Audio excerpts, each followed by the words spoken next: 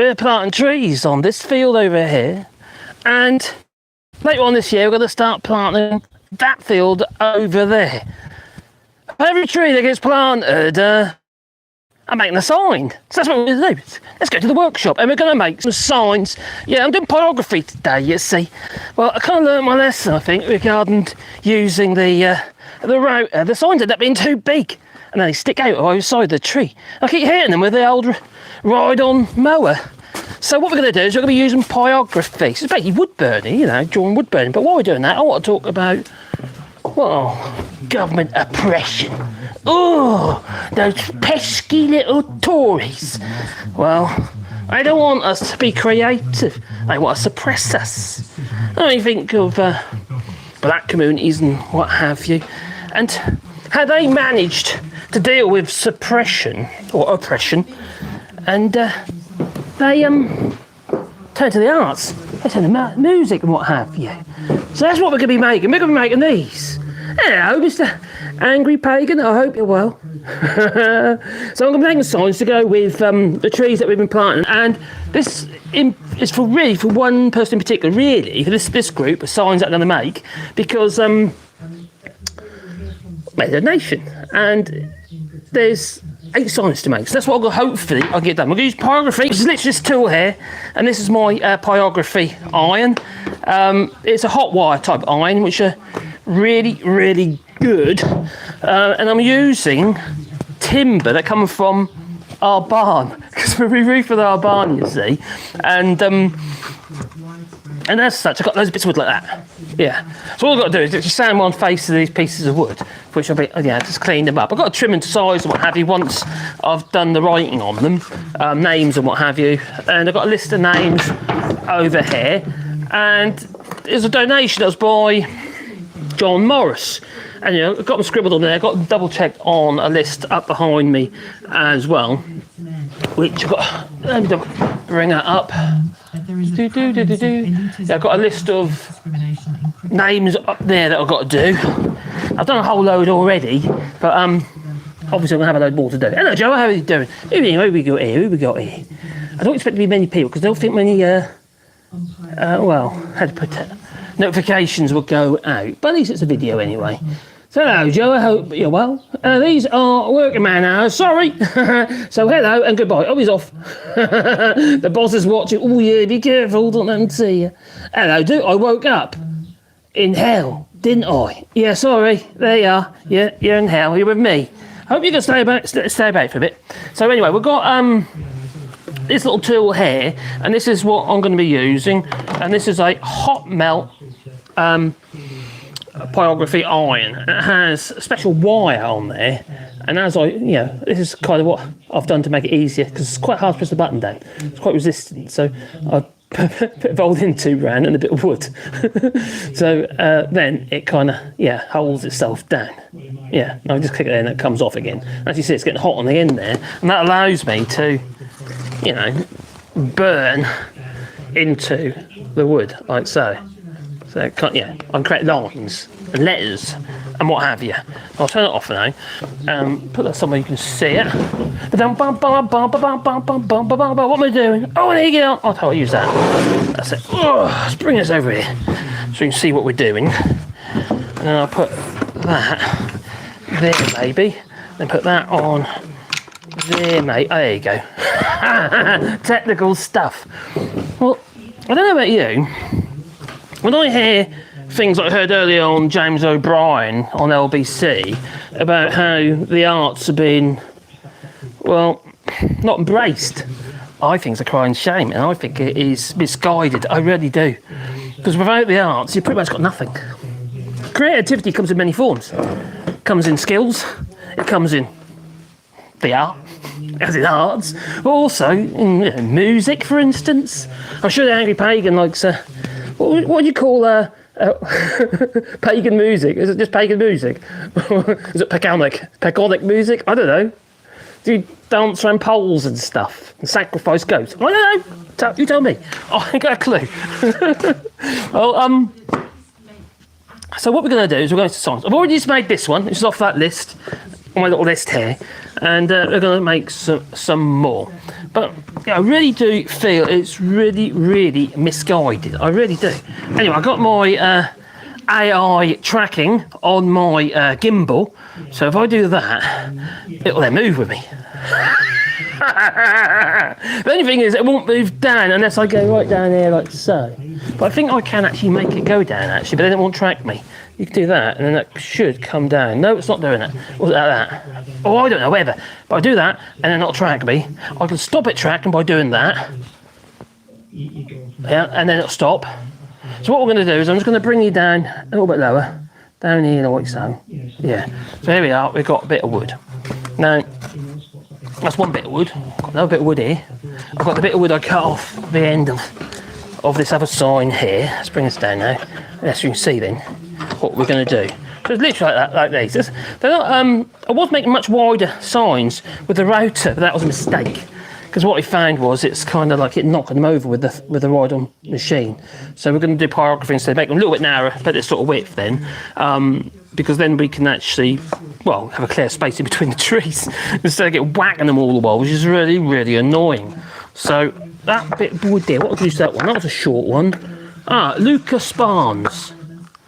I don't know how to pronounce these names, I'll have to be honest. I'm terrible at pronunciations. You might have noticed that in my videos. Well, we're going to do Luca. That's what we're going to do, because that's not a short one, and that will really suit that, I think. And I mean, clean these up. And see, we clean all the edges up, what have you, make them sort of use. I'll put my little spike, little stake, and shove them in the ground. That's what we're doing. I also like a little bit of white paint on the stakes that make it easier to see, you see, when the grass grows up. So, yeah, it's a bit nuts, really. You know what I should have brought in? I should have brought in my... Oh, I've got it over there. Let me go grab it. Do. My other phone. Oh, do. I hope the audio's okay. I'm using my little... Well, our new wireless microphones. And I'm really pleased with them so far. They've been really good. Much better than the old ones. So, let's bring that up there. So I can... What's going on there? Don't want that. Don't need that. No. What's that? Where's that YouTube? That's not YouTube. Oh, I see what's happened. So I'm just going to bring up the page so I can get the chat up. And for some... Oh, here we are. My channel. Get rid of that one. Oh, there's me. And it's going to start making noise now. We've got 9 people here at the minute. No, so I don't expect to be many people here. So, do that. All right, get the volume down. I'm just going to use it for the chat. That's what I'm going to use it for. So who have we got here? One angry pagan with his funny pagonic writing. What's going on there? He's there. And we've got, hello, and Duke, he woke up and what hell? Joe has just popped in to say hello and he's got to go back to work. Anyhow, we've got Sian, or Sean, was it Sian? Oh no, bud. Shout! And Tony Flaherty. Is that a pistol on the back wall that I can see? Yes, that is. It's my yeah. It's my Luger. That's a pistol. Metal is good. Chanting the folk music is the best we have otherwise these days. Yeah, I'm a bit of a metalhead myself. Hello, son of a Viking. Viking? Metal? Gold, man, gold. Never nick enough of the stuff. Well, so what we're going to do is we'll make some signs. That's what we're going to do. We're going to make some signs for our rewilding project here in France, which many of you probably already know about. Maybe you've already... got yourself a tree. So basically what we're doing is we've got the tree wilding, so we're trying to provide habitat for animals, really. That's what we're trying to do. So we're making bat boxes, bird boxes, little houses and what have you for habitat, for create habitats for little creatures and stuff. So let's bring that around a little bit. There we go. Oh, that way. Oh, that'll do. Oh, that way, that'll do. Oh, anyway, I'm here. So it'll be SPAAN. That's just for my reference, and then I'll just do what I need to do with the pyrography iron. Yeah, I was just listening to them earlier today, and I thought, my God, really? It feels like this toy government, a bunch of Philistines. We can't be that naive to think that the arts don't matter. I remember when I was doing my photography degree and that, I got shoved in the deep end, and Mark, the guy who's, our tutor, I suppose, lecturer. He was a lecturer, I'm always one. But anyway, he's the first thing he said to me, I want you to do, tell me about Vermeer. At the time, I thought, who the hell's Vermeer?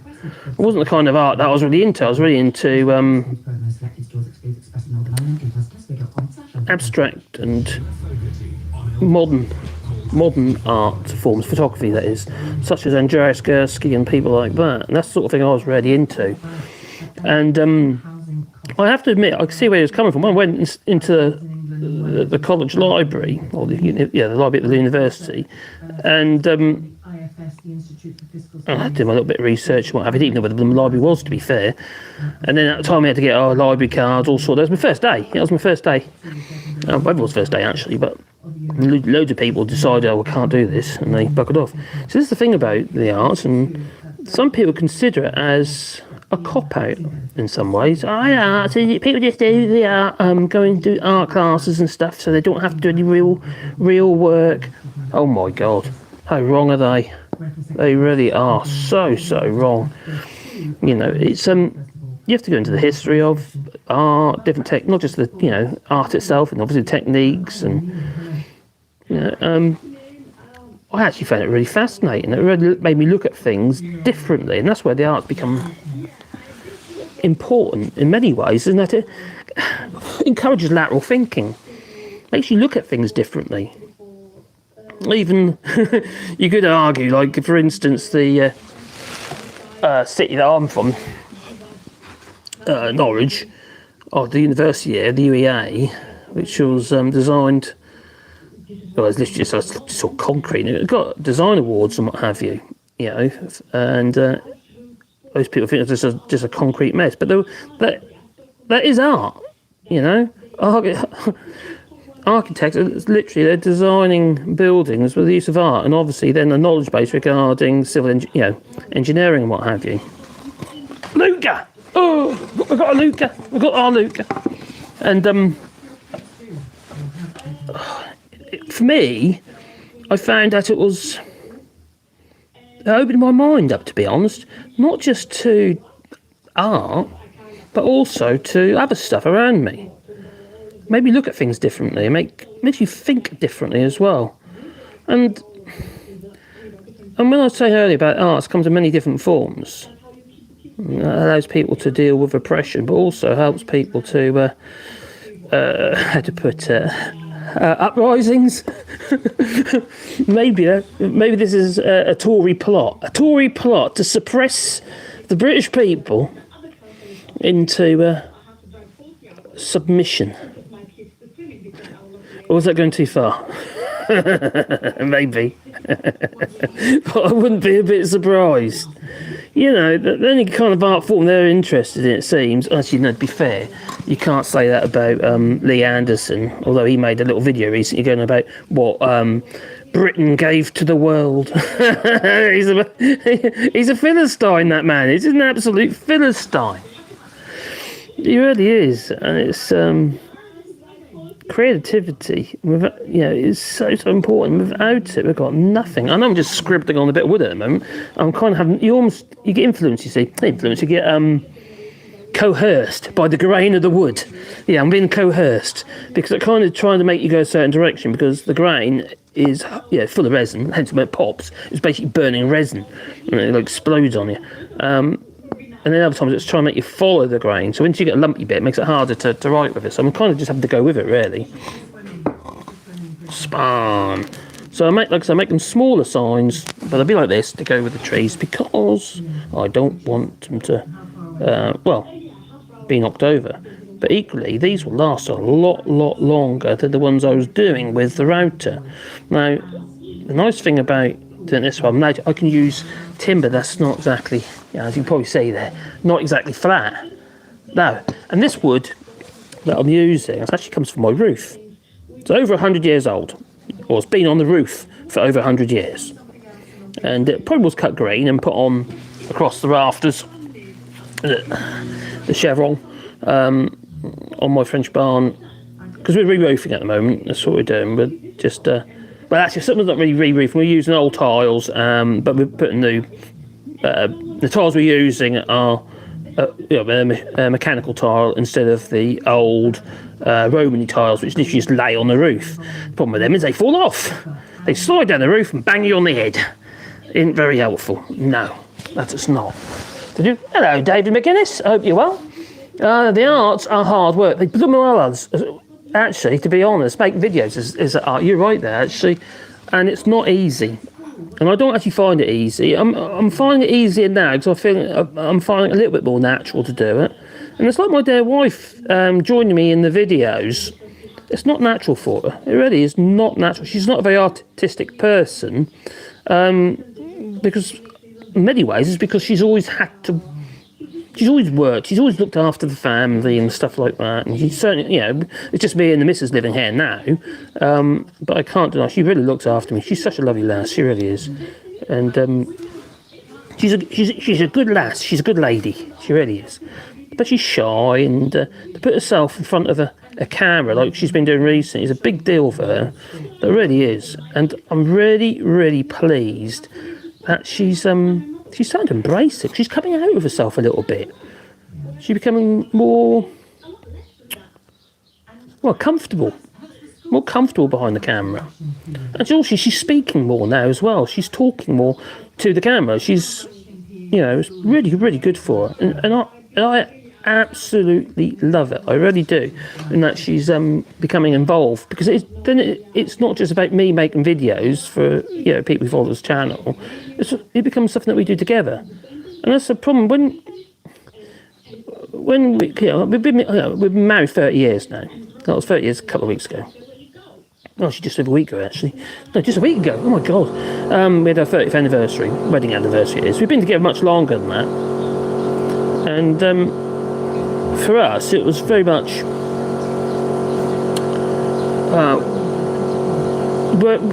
bring up quite a large family. We had 6 kids. She had 4 from her previous marriage, and we got 2 between us as well. Excuse the noise in the background. That's my compressor going off. But that'll go off a minute. So the fear is that when the kids all fly the coop and all that, and make lives for themselves, they start to distance themselves from you a little bit, and we distance ourselves from it a little bit as well, because we moved to France, obviously. So there you go, look, Luke's born. So I'll trim this up to length and I can shape it all up even. I can I don't know, I could even draw something on the end there, like a flower. Oh, I could do a very simple flower. I don't want to be too elaborate, because it'll just that'll look terrible in time. Or you could do wheat. Could be wheat. I'll do maybe a little bit of wheat. It might work. So I might get this wrong, but we'll see.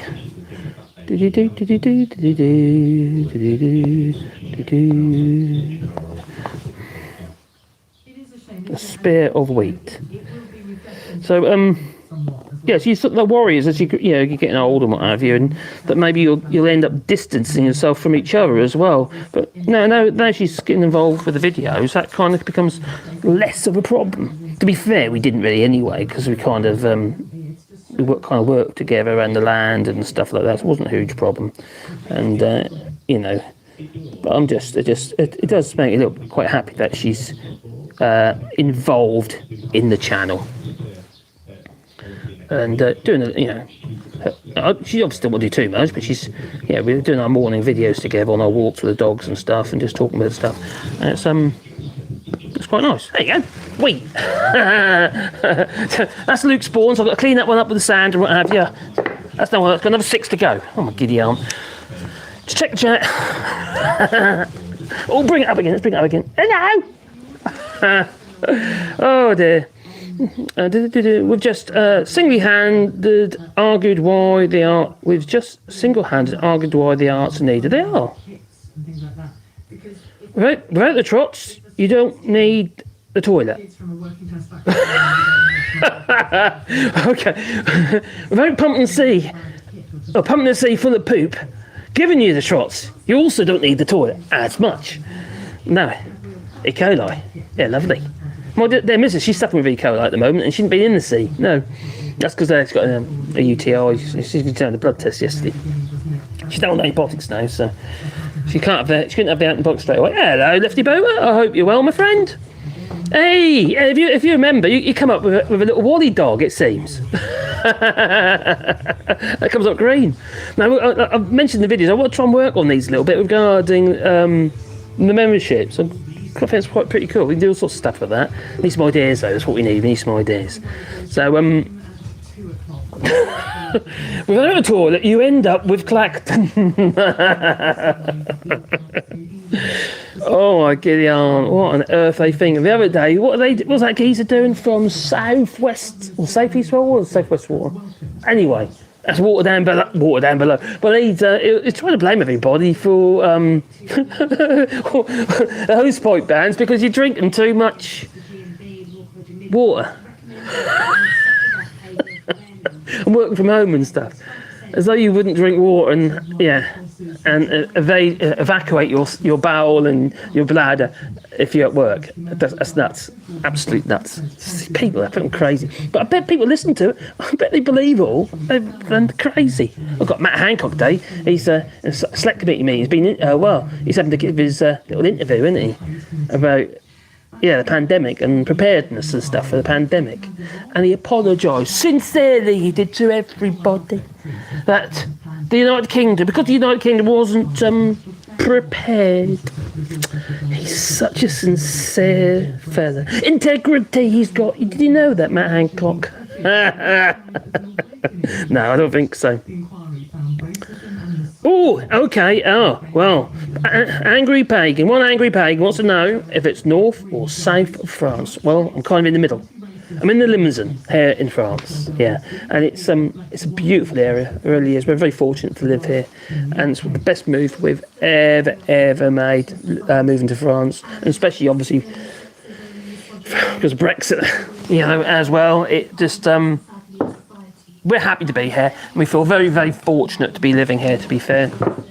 For many reasons, Obviously, we might not have had our dogs if we weren't living here, for instance, which is, I can't imagine being without my dogs, and it scares the hell out of me, if at one point, or if, when in the future we no longer have them. But that's frightening, absolutely frightening. And I've got a bit of wood. Yeah, I've got a bit of wood. Eeny, meeny, miny, mo. Eeny, meeny, miny, mo.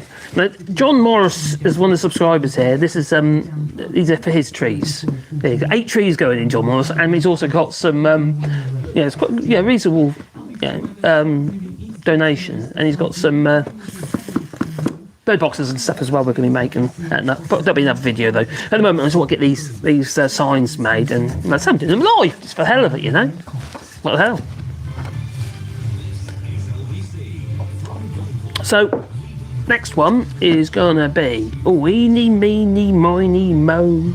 It's the longest bit of wood, this one. So, I'll try and contain it at the moment. Could it be a Jeffrey Morris or a Jody Waringa? I can't pronounce half these names. So I do apologise. So I've done Lucas Bourne or Span or Spain or I don't know call that either. God, boy, I'm useless. I'm absolutely useless. I got a Dean.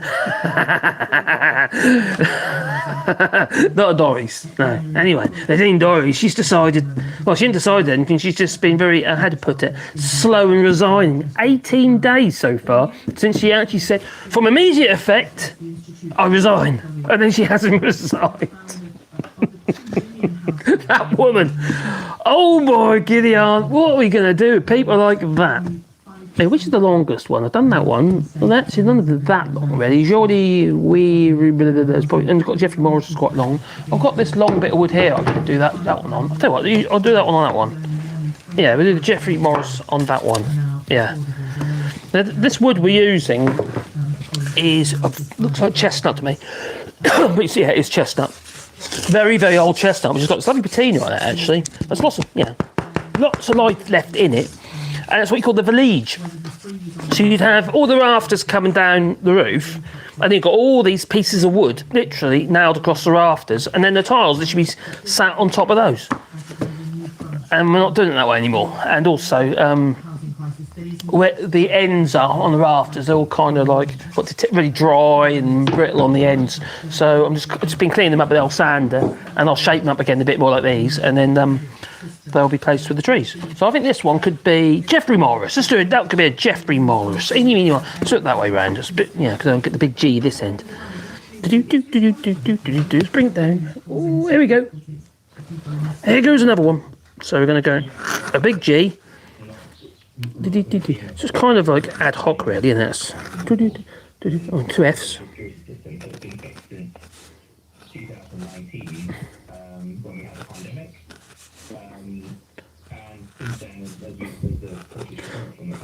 I do feel sorry for poor old Matt Hancock. He gets a lot of flack. That poor man. You know, he's a person. He's only human. He told us so. He told us his story as well. He donated his payment for going into the jungle, didn't he? I think about 0.08% of his payment of that 400 grand, whatever it was. He donated to ADHD charity or something like that. Yeah, lovely man, wouldn't you say? Oh, hang on, 0.08%. Isn't that the benefit of the Australian trade deal after 15 years? I think so, maybe. Well, I wrote Jeffrey Morris. Now I'm going to burn it in. Oh, let's get all vicious. Oh, you pyromaniac. Well, that's pyrography. That it is. Oh, I've got the... hang on, you know what? I might be better off if I just get... hang on. I'm going to put that phone here, which has got the chat up on it. Did he? Aha! Now that makes sense. Oh, why didn't I think of that before? Did he put that? You have to look at it. You want to see that, do you? Right. Do you like my manipulated? My Heath Robinson switch. The problem is I've got a carpal. I have a carpal. Well, it's a bit of an operation, but my hands still get a bit weird. So anything that helps me hold stuff for longer is a good thing. That it is. Cables that way, so wish I had a thinner cable on it. But there again, might be able to take the wattage. Should be. There won't be very much wattage going through that, would I thought. So at the moment it's set for 700 degrees Celsius. So don't touch it because it hurt. Yeah, it'll burn you. So we're doing Jeffrey. So here we go. I have to kind of go with the flow because what I mean by that is this, it will try and fight. Actually, it might be a bit hot in this bit of wood. So I'm going hotter. I'm going in hot. I am. There you go. Hence the flames. Oh, look at that. It's like Swan Vesta.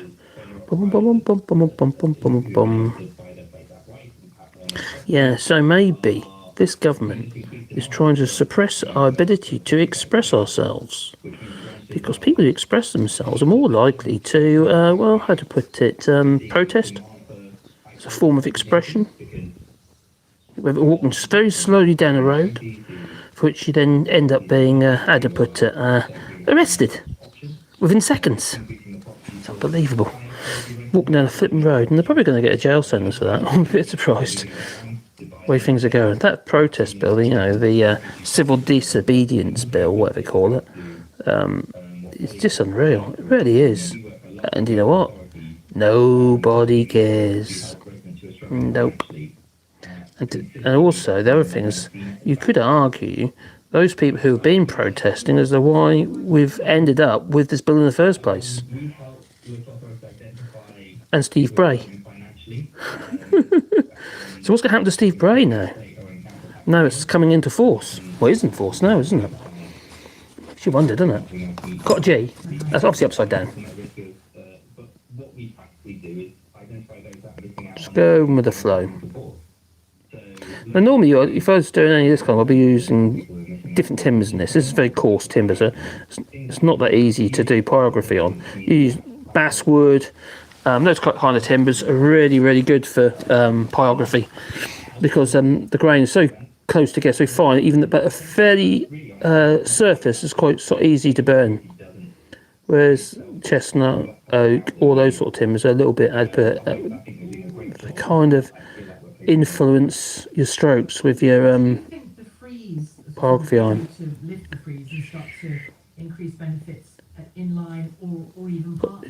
The one who's on in the background, that's Sheila Fogarty of LBC. I'll probably get demonetised for that. God, when I did my live the other night, not Sunday but Saturday night, I had a couple of clips in there, and I got demonetised just for those. Even though, you say about fair use and stuff, it means nothing, absolutely nothing by saying it's fair use. Even if you're talking over what have you, it has to go to court to actually to provide any kind of defence. It's it's not very helpful. So I'm kind of having to go and put clips in the videos, ones I've got no right to use, which I suppose is plagiarism in the day, isn't it? Obviously I can't really put them in the videos. So, it's a bit of a shame, because I used to do quite a few mashups and stuff, but crikey, you can't do it, because you end up well, you just either you end up with a copyright claim, they claim it for takedown. If it gets took down, you end up with a ban, which isn't very helpful. But they could just claim it for when they basically take the revenue. And that's one of the problems with you. I say it's a problem with YouTube. I think it's fair usage just doesn't really mean anything anymore, because you've got to fight your right. And people like me, how am I supposed to fight against in some cases corporations? Oh, so we've got Jeffrey. We've got a Jeffrey. A wonky Jeffrey. That was deliberate, obviously. So that's a Jeffrey Morris. So I've got to do the M. And that'll be 3 done. So I've got 5 more to do. Blimey. So I could do them a lot lighter, but I'm trying to burn them in quite deep, because what happens is the wood will get weathered. I will use linseed oil, so I'll soak all these in linseed oil before we put them out. That gives them a lot more. Well, not be fair, they'll last a very long while, to be fair. And so we've got these trees. We're planting about 1,000 trees on 2 hectares of land. It's probably going to be more than 1,000. We've done around about 400 at the moment, and we're not planting any right this second. But we are obviously doing provisions for them. We've got about 400 or 500 trees actually here waiting to go in, but we can't really put them in straight away because the weather's too, we need enough root on there. But with this dry season, obviously we've got to go out there and actually try and water every single flipping tree. It's really hard to keep. We'd have to do it almost every day until the roots become established, and that'd be an absolute nightmare. So we need the ground to be a bit moister, and things have got a bit dry at the minute.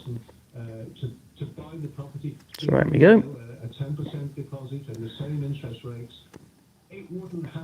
So when you think of like communities around the world, the minority groups using arts as, even like the LGBTQ plus, I can't remember, it's expressive, isn't it? And trans and what have you, it's very expressive in the way they dress and what have you. That's creative as art. Yet they get labelled as being sick. It's ridiculous. Absolutely flipping ridiculous. Leave people alone, that's what I say. Not doing any harm. There you go. Getting around. I'm getting around. Oh, yeah, that's one R done. One Morris R. Hello, Jasper.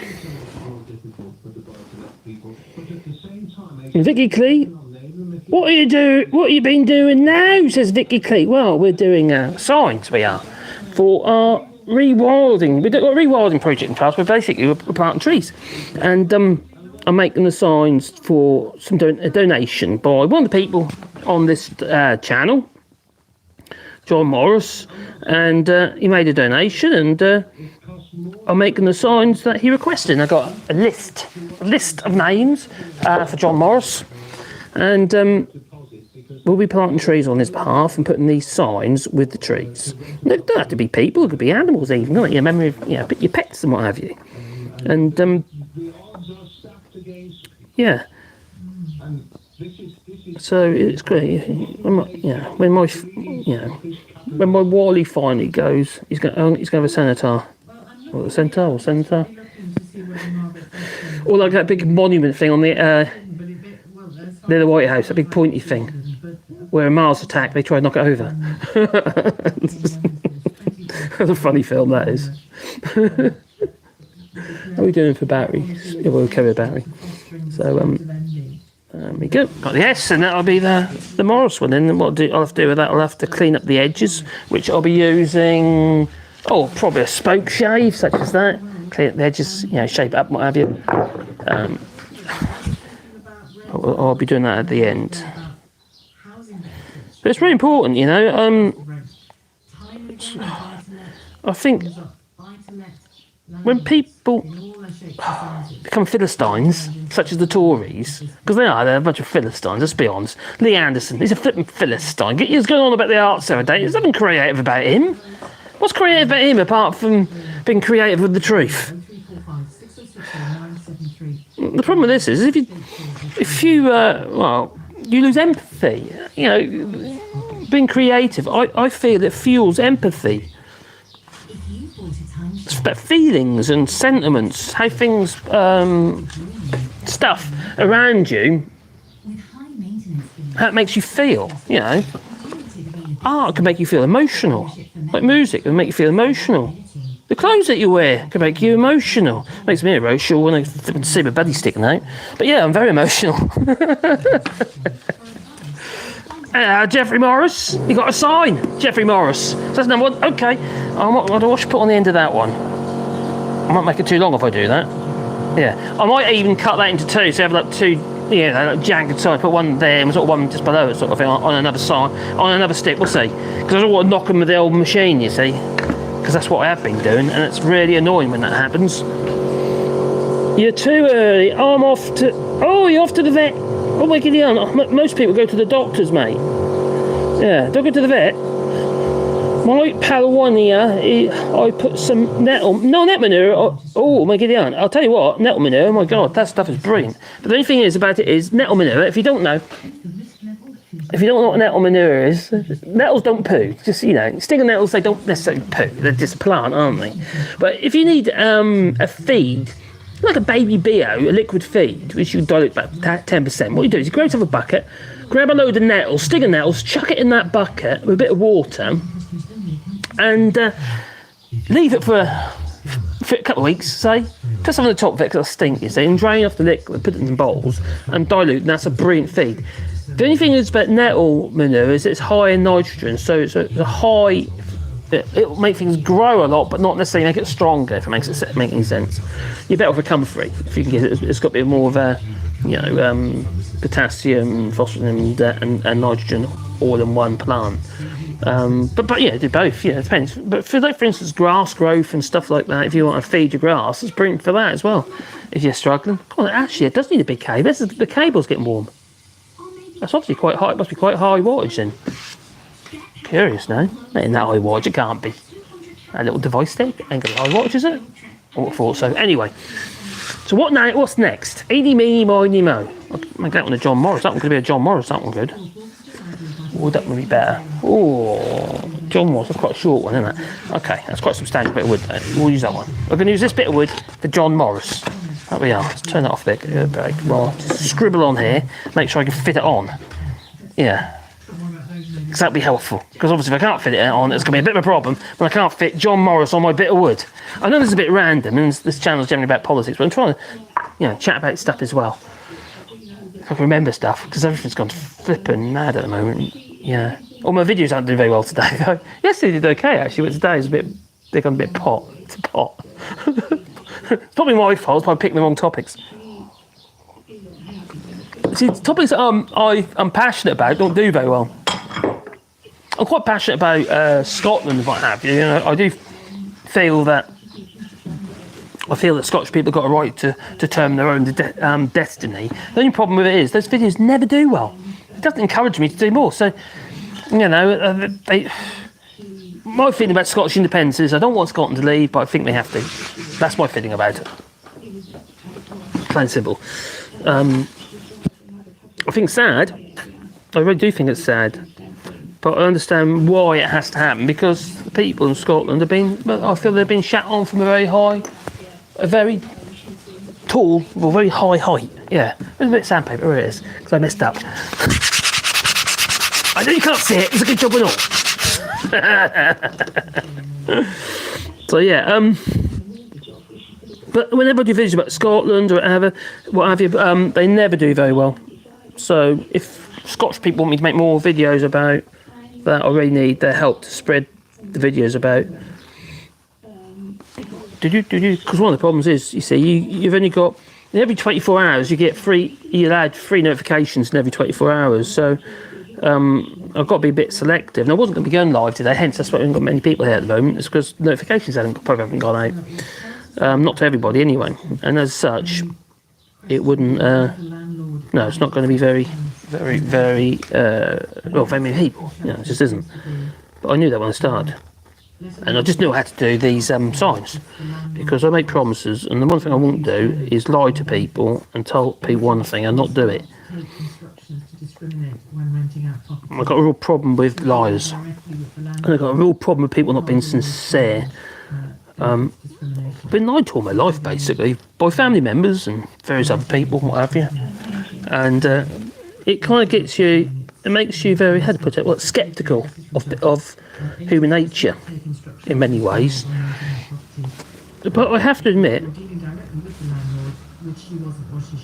some people are just lovely, and I have had a lot of support on this channel. I really have. And if it wasn't for that, the channel I'd probably given up ages ago. But I've had a lot of encouragement. It's been good to see the videos. Been doing Caroline doing quite well in the mornings and what have you. My morning videos. But it's tough sometimes. It's to pick yourself up. Like someone said a minute ago, I think who was it? About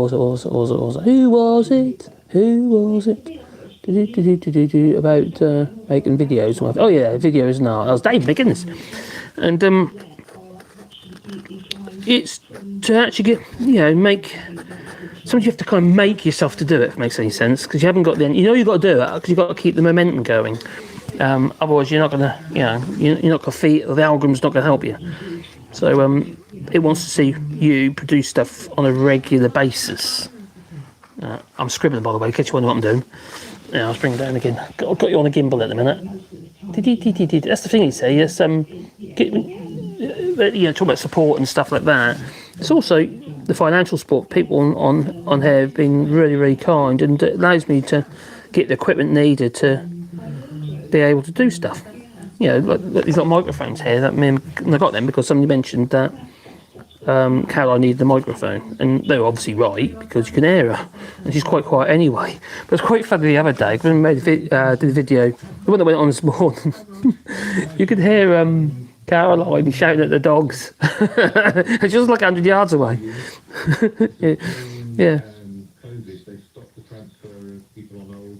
There we go. I've scribbled it, so I've now got to, So I've scribbled with John Morris. And that's John Morris' donation. It's basically for his family. It's quite nice though, isn't it? Is that, these family members of his are all going to have a tree. It's pretty cool.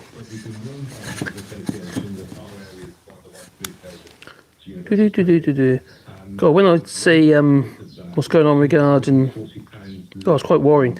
Now, my son's got a mortgage. Only one of my kids has got a mortgage, because it's just too expensive to buy a house. People are struggling, and rents and what have you high as well, aren't they? And even though they're all earning relatively good money, none of them have got a mortgage, apart from Wayne, my eldest. And he works... Actually, his boss was basically Nadine Dorries when she was culture secretary, because he works for the museum service in Norfolk, and he's done really well, actually, to be fair to him. But he's he earns enough combined money, what he earns and also what his wife earns, and to be able to buy a house, and that's what they've done. They've bought a house, but now they're worried because the interest rate's obviously increasing, and they could do moving, and they've got their property on the market, and they're already getting interest. Literally, it's only been on about a few days, and they've got people want to come. It usually happens anyway, because obviously the agents tend to promote, don't they? New products come on the market, and they let everybody know that it exists, and then they go a bit lame with it. So he's had a lot of interest because it fits into a price where it's quite a low value property for a 3-bedroom house. It's an he didn't buy it. It's an ex-council house, but he didn't buy it from the council. He bought it privately. Somebody else obviously took the benefit from that. But those properties, they don't fetch the same money as other properties do. Ex-social housing is never going to fetch as much money, but still, it's considerable.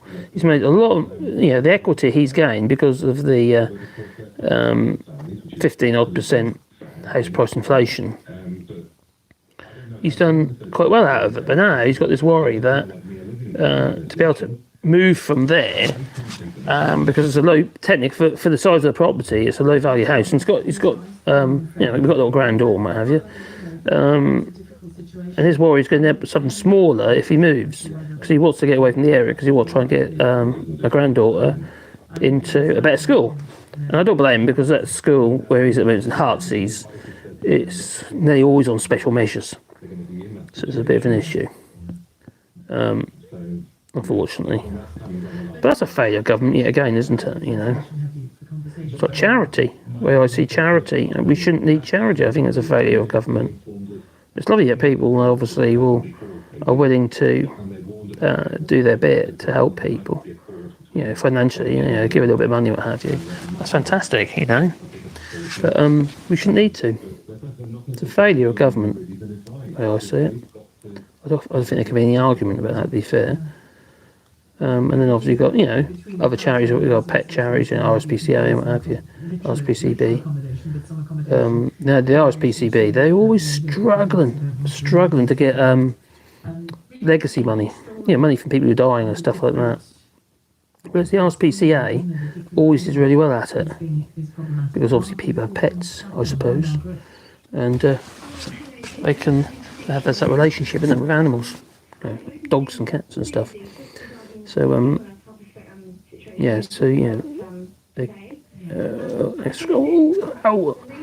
I just touched this bit of wood here. It's still hot.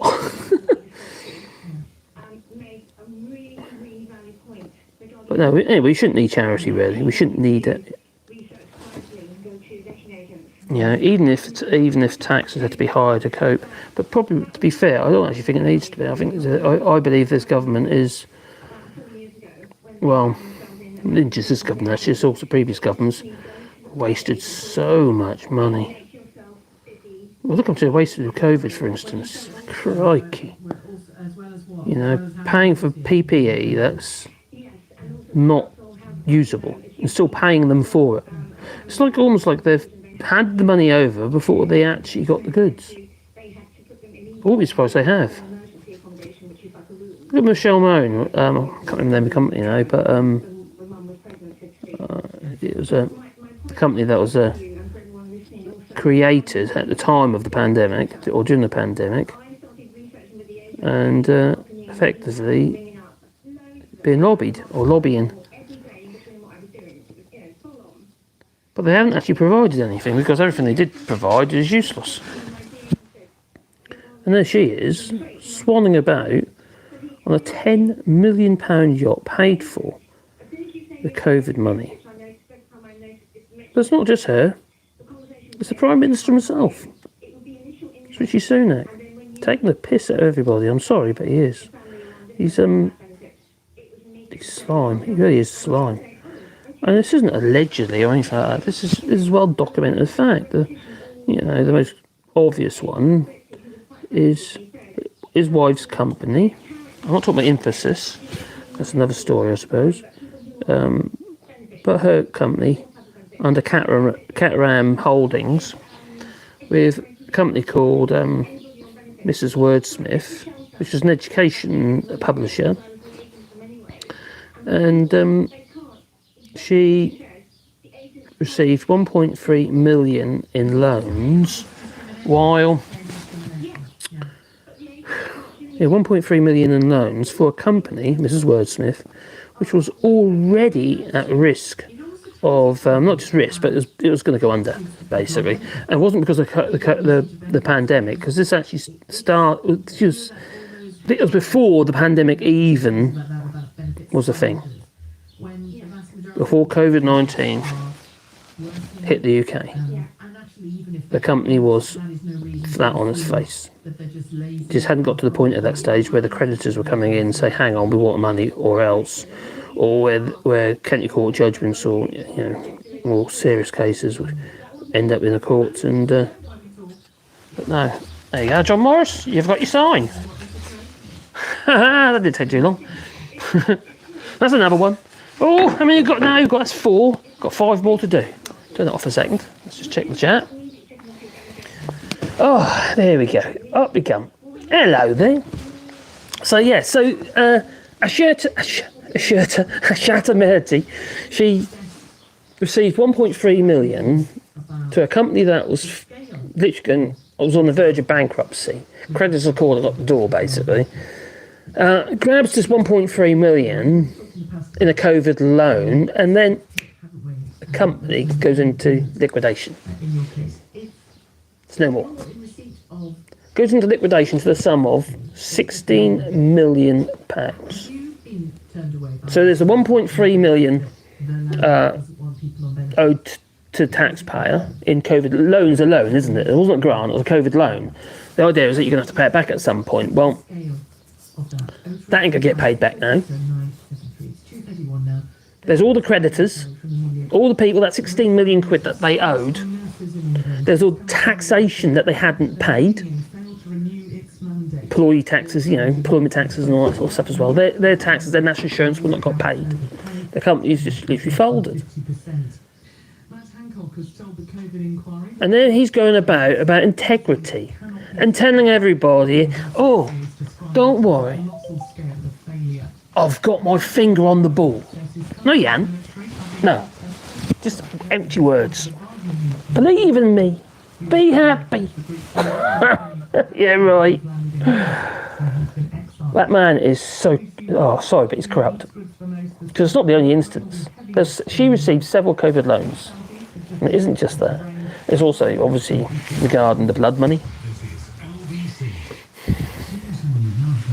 All the other companies are abiding by the sanctions imposed on Russia, and the company for which her father owns, and she's got massive shares, and she's got 16 million a year in dividends. Obviously, depends on how much profit and what have you. But regarding for her shares that she has in Emphasis, and it was still operating, for which we learnt, didn't we? It was by Sky News, report on Sky News, not report, I was report on it. Yeah, anyway, asked him the awkward questions. And he looked very, very sheepish. He says, it's my wife's business. It's not my business, it's my wife's business. I know nothing what goes on. Bollocks. That's rubbish. Absolute rubbish. That's pillar talk stuff, that's what that is. He knew exactly what's going on. There's no way he didn't know what's going on. Anyway, she's profiteering from the war in Ukraine, effectively. That's what it seemed, allegedly. So, just maddening. It's absolutely maddening. And people don't care. No one's saying anything. I hear people talk about Rishi Sunak, even on, lefty talk channels, saying about he has integrity and stuff like that, and he's doing his best. It's just nuts. Absolutely nuts. It's like people forget. It's like that. Forgive and forget. You have to... Integrity, it has to be earned. He said judge him on his actions, he said. And then we find out about that. That's not the only case. It's painful to see. And it's also painful to see stupidity in the public. accepting all this stuff as though it's okay. It's not okay. It really is not okay. But nobody says anything. I just don't get it. I really don't get it. Anyway, let's do another one. Oh, which one are we going to do now? Oh, actually, before we do, let's just check. Hello, Perry. What did one angry pagan say? Oh, I understand the centre of France is pretty... Oh, there we go. Oh, cheers, pagan. And number 3. Gosh, Jansen, the volts are always the same. 230 volts. It's not high voltage, it's high amperes. Yes, I mean high. Yes, it's amps. So it'd be the wattage. What is the wattage of this thing? It's... Oh. 40. There's nothing. Yeah, this cable there is getting warm. It's nuts. Effectively what it's doing is shorting it, isn't it? And then it gets hot and it expels the heat. It's a bit like a filament in an incandescent light bulb. Anyway, so I'm checking the chat. I was reading something. There we go. I understand the centre of France is pretty empty, nice, quiet, a lot like Devon. Yeah, probably. Yeah, it is very green, and there's lots of cows and sheep. Not many pigs. No, I haven't seen any pigs actually. Not in the fields, anyway. No, we used to in Norfolk. We used to have a lot of pigs. Actually, not far from where we used to live in Sallows. There was a lot of pigs. A pig farmer. Lefty Boat says they have closed the canal I'm on for an indefinite...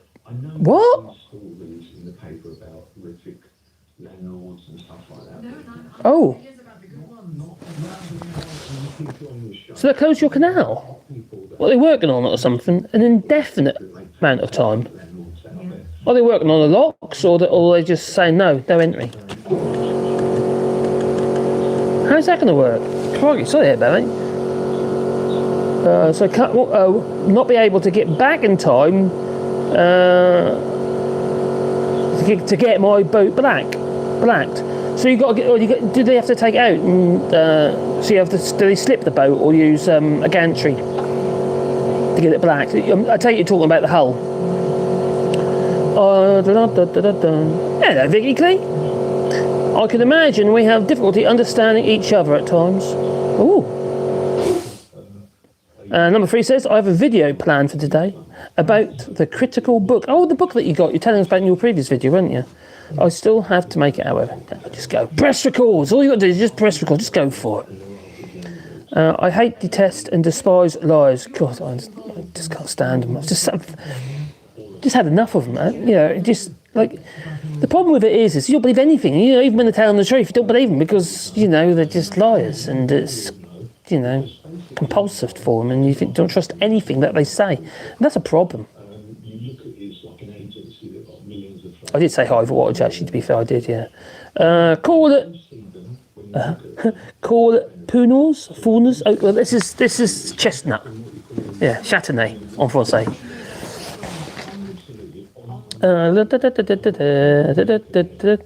I need a drink, says Duke. I'll be right back, he says. Don't blame you at all. Have you noticed any wildlife you didn't expect when rewilding? Yes, I should have expected it, but we didn't have any before. We got owls now, and we had a little chouette. We made an owl box actually. I think I did make that live. I think I didn't. Was it on the other channel? Anyway, we've got little chouettes now in the barn, but also I heard a different owl. It's nesting in our oak tree down literally behind you. In the veggie garden there's 2 oak trees. There's a big one there, and that's I believe it's nesting in there because every time I go I can hear them. So here's that. Also lizards, not just the wall lizards that we get, but big lizards. I mean, I don't know what sort of lizards they are. I haven't actually looked, to be honest. About that big lizards. Yeah. And no, it's not the Queen, because she's dead. Yeah. Some people are fucking crazy, aren't they? They really are. Coming down. Hello, Mitchell. Afternoon, folks. Afternoon to you. Yes, I hate liars. Oh, you're right. I just listened back, and I see... Sorry, is it my accent? I'm Norfolk, you know. Yeah. dialects, you see. And I see how it could have said, I do get that still with videos. Oh, I kind of agree with you, but I don't understand what you're saying. I get that in the comments sometimes. Some people just trying to be bitchy, you know what I mean? But I do get it. I can't really change the way I speak, you know. I can try. I'll use AI. Yeah, I don't know if you realise this, but AI on YouTube, they're using AI to do, I don't know if they do it on my one yet, but where they'll translate, not just the translations, you know, as in subtitles on the bottom, but actually translate the voice. So it sounds like you're still talking, but in a foreign language, in other languages, yeah, whatever language you might be watching in, which I think is quite an interesting concept. Heard some chump from the financial sector claiming that a readjustment, a crash in the housing prices would be bad for everyone in the UK. He's talking bollocks. Because a crash in the housing sector is not be bad for everyone, because some people will benefit from it because they'll be able to buy properties. You know who? The rich buggers are not really going to be affected by it because they've got too much money anyway, or hoarded away, and they'll just suck up all the cheap properties that end up on the market. Which means we'll have more landlords and less property owners. Which goes against Tory thinking, really, in the sense of what Margaret Thatcher wanted, wasn't she? She wanted everyone to be able to own their own homes. And I kind of get that, you know. In my garden, not good enough. You furry Philistine. What's that mean? What's it all about, Duke? Speaking of having pets, I can see. Speaking of having pets, I should have done it the other way around, shouldn't I? I can see my cat frolicking around in the neighbour's garden. Yeah, I've got a cat as well, called Riley. Furry Philistine. Get halfway down the road and it buckets down, says Jasper. Oh dear. Hello, Gingers. Hope you're well. Duke Vengeance variety is the spice of life. Oh, it most certainly is. I'll tell Caroline, can I have a bit of variety? Oh, well, cats are ANCAPs. They go, cats are ANCAPs, and they go wherever they want, and they resent restrictions. I'll tell you what my cat tends to do. It waits till I fall asleep, and then it goes and sleeps on my head. I wake up with a cat on my head. It's a bit odd. Yeah, and you got hair. Yeah, because I've got my bristles and that, like, a little hair trapped in your face. You know. It's very tickly. It's horrible. Horrible. Oh, cheers, Pagan. Didn't Sneaky Sunak work for one of the banks that had something to do with the 095? Oh, that's a good point. He did. Yes. But it comes over as being, at the moment, he's using this tone at the moment, isn't he? It's non-retaliative tone, where it's just all calm and just cuddle me. Yeah, just cuddle me tone. And just so you just sort of believe in him. Yeah, because he's going to make everything groovy. That's what he's going to do, groovy. But no, he's talking bollocks. Because we've got a supply chain problem in the United Kingdom. We've got it everywhere, in fact, but the United Kingdom's got no way of getting out of it. No, because they're not embracing the things we need to do to be able to pull ourselves out of this supply chain crisis that we've got. Germany is. They're embracing visas. They're, well, in the sense of, for third countries, they've decided that, hang on, we need people. How do we get people into the country? I know what we're going to do. What we'll do is we'll reduce the requirements for visas. Language requirements, money requirements, sponsorship requirements, all that sort of stuff. So they've made it easier, including obviously other third countries, such as United Kingdom. Yeah, it's not a country, I know. Such as the United Kingdom. Yeah, or Disunited Kingdom. I'm sure Scotland have something to say about that. But yeah, they're just it's just nuts. And in the UK, what do we do? Pushing back against immigration. I mean, we actually need the people. Whether it be in the nursing, or whether it be is that distracting, that in the background? I was kind of just in case something interesting comes on in the background, but I hope it's not too distracting. Sheila Fogarty. Hello, 91 Leeds. Shut up, you woke something. I am a bit woke. Oh yeah, woke. I just think it's common sense. I don't think it's even about being woke. I think it's just half the stuff is just common sense. It's flipping obvious. Regarding immigration, if you haven't got the people, where you got to get them from? You're not making them. Not making them as you used to, no. It's some crazy low number now. It's like 1 child per family on average now. Not even that, I don't think. I can't remember what that needs to be. Is it 2 point something or 3? Oh, anyway, we need more children, and that's a long term. It takes time to make them, and for them to pop out and what have you. Then you've got to train them up. You've got to feed them first and make them bigger. Send them up the chimneys. Yeah. Why do they dig up roads in the hot summer? So when you put the tarmac back down again, it's all sticky. Yeah, and so when you're driving along and you get little black dots all over your cars, and you put turpentine all over your car to get rid of it.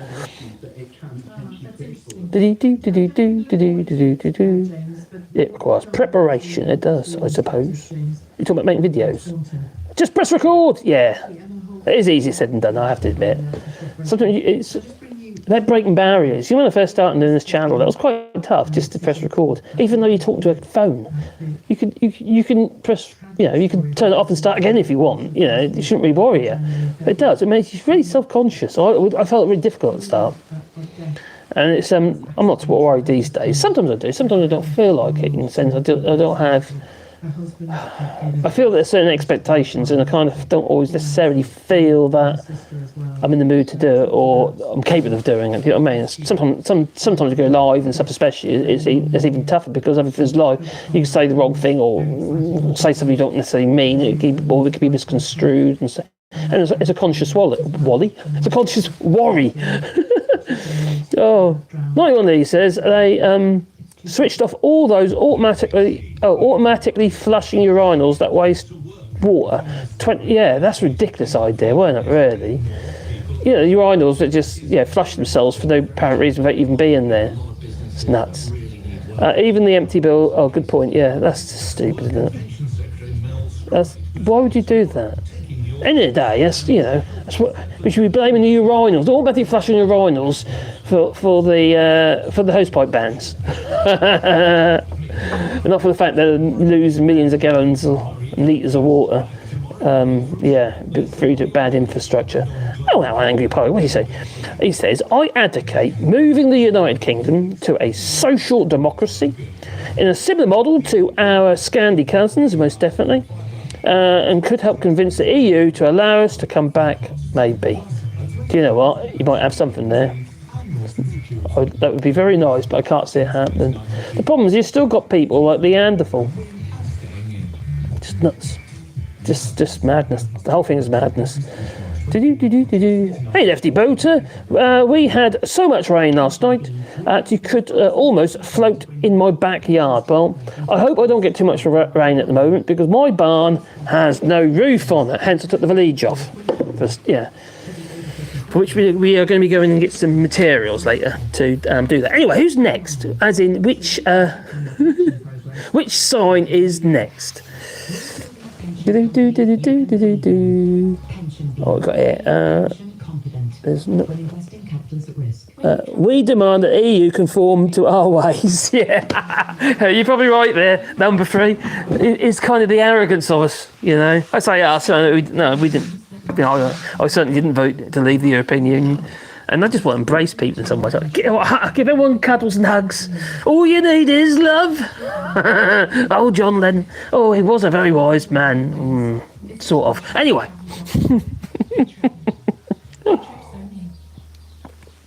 Got Grimberg and Blanc. My lad won a day. I was had none actually at one point. Might go back to that for a while. Detox time. Eat cabbage soup. No, not cabbage soup. That stuff's horrible. It cooled down then, and the boat could float in a puddle. Oh, you got what? That's a very shallow draft you got there. Well, I suppose it would be on a canal boat, a long boat. A narrow boat. I said long boat, sort of Viking ship. I mean a narrow boat. What am I thinking? Do you have any much problem, Lefty Boat, with corrosion or what have you on the plates on your narrow boat? Because I know when we were when I was in the game, we did occasionally get boats coming to into Norfolk, what have you, as bundled in this case, on trailer, for plates to be welded in and all sorts of stuff, and then refits, and you know, and some of the corrosion was horrendous.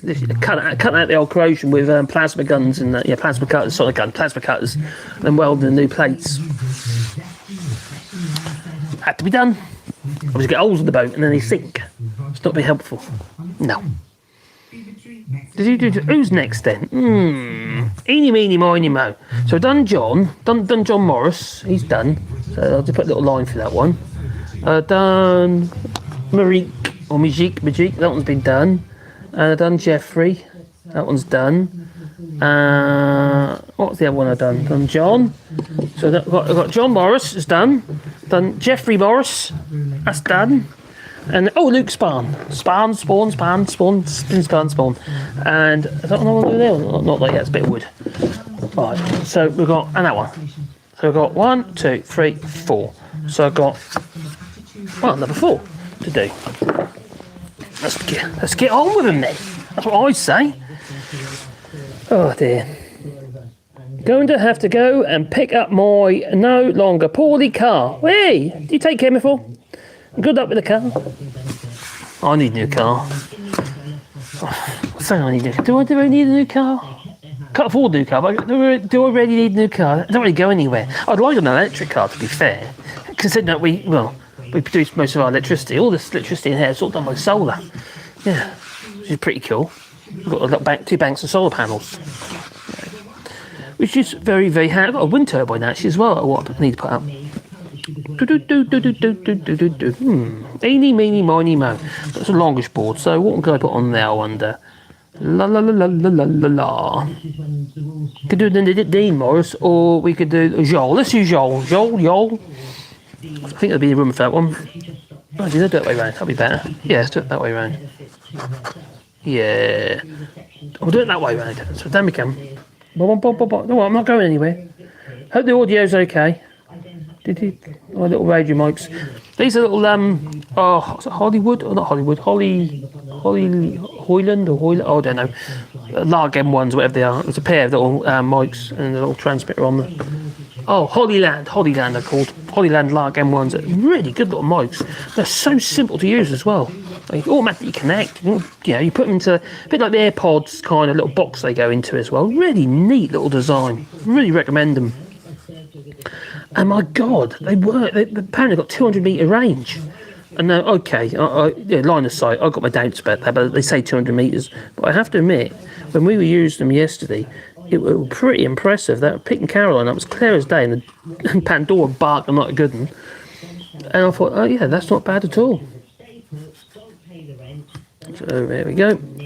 Jean, that's 2 L's. I'll make it a little more interesting. Oh, let's go upwards. Yeah, housing, what have you, that is a hell of a worry. 5% interest rates. How can people sustain that? And there's about 2.5 million fixed rate mortgages coming to an end by the end of 2024.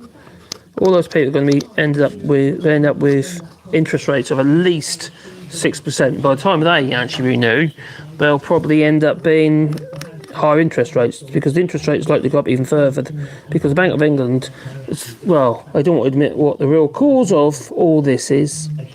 Supply chain shock. So what they're doing is they're going to create a recession, because it's the only tool, the only other tool that they could potentially use, without being honest. So they're going to force a recession, which is madness. So you've got one end of the spectrum. They're saying we need growth. We need to be promoting growth. And the other end of the spectrum, what they're saying is we don't want growth. We're going to hamper growth. So they're not on the same playing field, are they?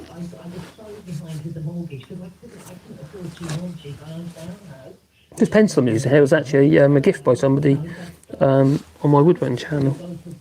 He's a Scotsman. These are really good pencils. These are automatic pencils, ideal for woodworking. I bought a second house when I got married. The rent will cover the mortgage, which it did, but I didn't have enough surplus Yeah, the landlords at the moment are very concerned as well, because they have been subjected to a lot more costs and they're not making money. And obviously, because of that, many of them are saying, well, we're going to have to sell the properties. No, but in many cases, there's something about a loss. Now, I know a lot of people are going, oh, they're landlords, blah, blah, blah, blah, blah, they're screwing us all over, which I suppose they are. But somebody's got to buy, if you're after a rented property, someone's got to be a landlord, I suppose. Okay, so I wrote that, kind of scribbled that on there, and you can see that kind of reflecting in the light. And now we're going to burn it. We're going to get all aggressive and burn it, yeah.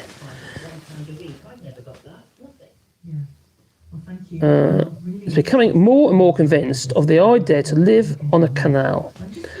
Plenty here, and Exeter Canal isn't too far away. Do you know what? If it wasn't for the missus, I think I would have probably lived on the boat. As a boat builder, I would have probably lived on the boat. Yeah, it's something romantic about it, and also being a bit nomadic. I'm a bit of a nomadic person anyway. Apart from saying I'm nomadic, in the sense we're not ones to move from place to place, but I love the idea of travel and living with nature, There's something really special and magical about that connection with nature. Look at my compressor again. Yes, because this thing. And my nail guns and stuff. Anyway, I'm going to do some more burning, and this time, let's burn the wood and not myself. I didn't burn myself last time, but I have done in the past. So, it looks sharp. Something looks sharp. It's not sharp. It's just blooming hot. Look at that. I'll go red. It should go red. You going red yet? Oh, there you go. I'll tell you what it's good for. Removing the hairs around your ring. Burn your ring of fire. So you would be with that. Don't do it. It's not a recommendation. No. Anyway, there we go. Let's do number 5. Come in, number 5. Jolly 5. Well, so we're going to do a J first. And this should burn quite a lot. It will. Because there's a bit of old, very, very dry wood at that point. And so my scribbles just is a guide, really. I'll just go with the flow. Just make sure I get my spacing right for my letters. That's all it is, really. So screw it down. Oh, there it goes. I could bring it closer, actually. Oh, actually, there's a zoom on there. I didn't know that. I've got a zoom on. Is that a zoom on there or is that one? Why isn't that zooming? Oh, it's because it's live, isn't it? Oh, damn it. Can't do that on there. It's not connected via the gimbal. It's connected on its own because I'm using the YouTube app to go live. How are we doing for the battery? That battery's okay. I don't know if the phone battery's okay, but there you go. I'm just using my phone at the moment, which is a OnePlus 7 Pro. That used to be my son's phone. He sold it to me for 30 quid. So, I was just using the OnePlus 6 before. It's just a very capable phone. But the 7's a bit better. Apart from it doesn't have a headphone socket on, which is really stupid. It's not very helpful. Not when you want to what I use the phone for. Just use a little dongle thing to connect the audio. Because the audio on the phones are rubbish, aren't they? Let's be honest. So there we go. So I've got an L. I was using the router before to I probably will with some of them, the bigger signs. But I found the signs end up being too wide or too long, and then they get in the way when you're trying to, cut the grass and what have you around the trees. You can't get close enough, and then all the grass grows up really tall around the tree, and it just hampers the tree's growth. So make sure the signs aren't quite as long as they were before, and then you can do that when you're using the biography like this, because the letters can be closer together, because the width of the cutter on the router is it's about 6mm, so it makes everything too big.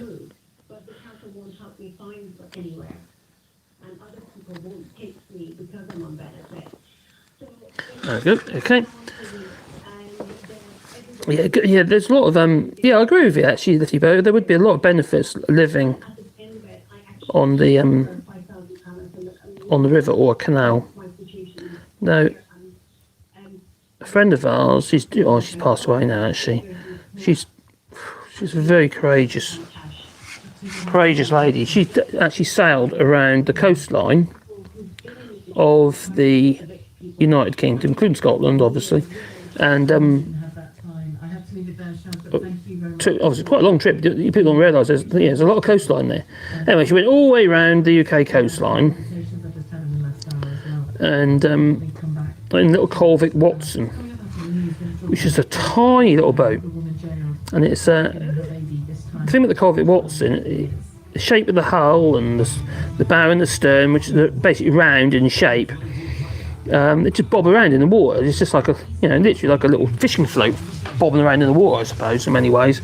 And anyway, she did all the way around the coastline. And when she finished this trip, she was living on a boat in Brundall on the Broads. Yeah. And she did that until she passed away. She sold her house basically and fulfilled her dreams, and then lived on this boat. So that was in Brundall, in Norfolk. But that trip, that boat, it had all nav text on it, and before GPS was really as accurate as it is today. So you have to know, okay, you say coastal, when you do coastal navigation, sometimes you've got to go quite a way out if you want to avoid the rocks. Especially with a yacht, even if it's a small yacht, you've still got keels. I think the Colvert Watson had bilge keels on that, So there's basically two short keels on the Colvert Watson. Very, very capable seaboat, even though it's small. That thing, you just bob about, you get out upside down, it'll just right itself. It's a brilliant little boat.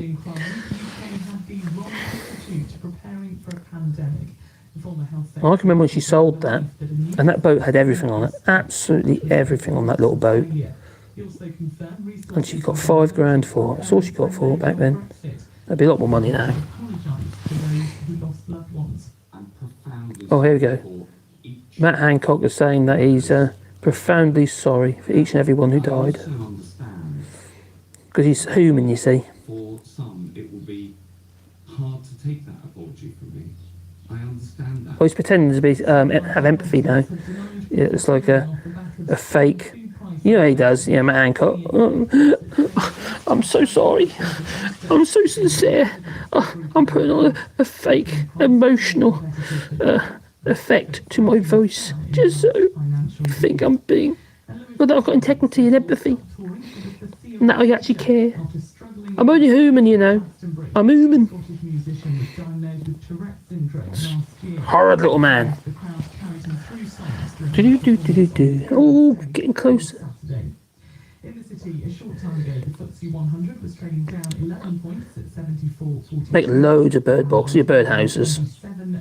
That's 60. That's my goal. That's 60 bird houses. Varying size holes and openings, depending on what birds are trying to attract. If we're going to be doing, I don't know, for argument's sake, blue tits. Quite a common bird race. It will be blue tits. The hole will be around 26 millimetres in diameter. If we were going to be trying to encourage great tits, they would be near 28 to 30 millimetres in diameter. And also you've got to make sure that the box is deep enough so birds that have long beaks can't pierce or steal the eggs, because that's what they'll do. Such as the hoopos we've got here. We've got loads of hoopos, which we've encouraged. Beautiful animal on bird sighting, and it's just amazing bird. But they will take the young of the other birds. Wow, I just done another one. There you go, it's another one. Another one bites the dust. Can't be bad. How am I doing for battery power? I better double check that on the phone. Well, it's about halfway at the moment. I have got a little battery pack here that I can shove in, but I'm trying to limit the use of it because I don't know if it's going to interfere with the sound. So, okay, we've got one, All right. Where are you going? Come back here, you. Oh dear, it's got a mind of its own. Come here, Johnny Five. Johnny Five's alive. God, you remember that? Short Circuit? I love that film. So, what's one? So I've got one here, which is that one. So I've got that one there. I'll clean up all the edges, obviously. That can be put on a little stake as well. Yeah, cover the individual trees. I've got that one there. Big sparn, and it's spawn. I don't know. My pronunciation's terrible. I'm such a Philistine, I really am. and Joel Weringer. And then we've got Jeffrey Morris, and the instigator of this little project here, John Morris. So that's 5 signs done. We've got another 3 to do. That we have. Quite enjoying this. I do like doing stuff like this. I really do. I'm a bit of a creative person. I love the arts. I love drawing. I love making stuff and what have you. It's in the blood, you see. My dad was Brexiter. Just a second, let me just hold on to something. Yes, anyway, he was a Brexiter, but then, we had Brexit, then he passed away. Yeah, he got his Brexit, then he pegged it, like a lot of them. Yeah, pesky Brexiters. But to be fair dues to the geezer, he was a very, very creative man in the sense he had ability. But what he didn't really have was imagination. That's probably why he's a Brexiter, actually. They're all Philistines. But his ability, as a woodworker, amazing stuff he could create. If you put it in front of him and say, we need this, he would make it and it'd be fantastic. But if he's left in his own devices, it's all practically he's brilliant, but creativity. But that might not be actually. That might not be fair because he's creative in other ways. We used to have a boat called Calamar, as a family, and it was a little broads boat, a little wooden hull and what have you. A long time ago. Well, he built that boat. And he built that boat from pretty much scraps. Yeah, upcycling into a boat. Anyway, he built this boat, and he had it for some while, this boat. And the steering he made himself. Everything in that boat he made himself. There's no cable steering. There was no proprietary made steering, buy it off the shelf and fit it. None of that. No, he makes it. He made it out of bike parts. Push bike parts, but it was actually surprisingly effective, and parts weren't the problem. They're everywhere. So these like cranks, on top of the rudder was literally a bike crank with the cotter pin. Literally the bottom bracket you get on the bike. You used that with the cotter pin and with the crank and what have you on top of the rudder. Just steel, iron, flat steel rudder, and all the linkages back to the helm were using bike chain and rods. It's like a long rods with sprockets on the ends, with chains coming off them to the actual helm and to the crank. It's basically mounted on top of the lever arm, on top of the rudder. It was effective. It worked. But I think with that, I'm a bit like that in many ways, and that I'll try to think outside the box to try and avoid having to buy stuff. You can't with technology and stuff like like for microphones and stuff like that. You just have to put your hand in your pocket, make gimbals and stuff. You have to just put money in your pocket, and you just got to buy them. The other stuff, like for instance, the door closers. My door closer over there. I could probably show you actually, probably the easiest way. That way, on the door as you come into the workshop over there. I don't know if you can see. Can you see that? I don't know if you can see it actually. I'll just bring it a bit higher. I'll bring it over here. Can you see there's like a little bit, like a log above that door just there.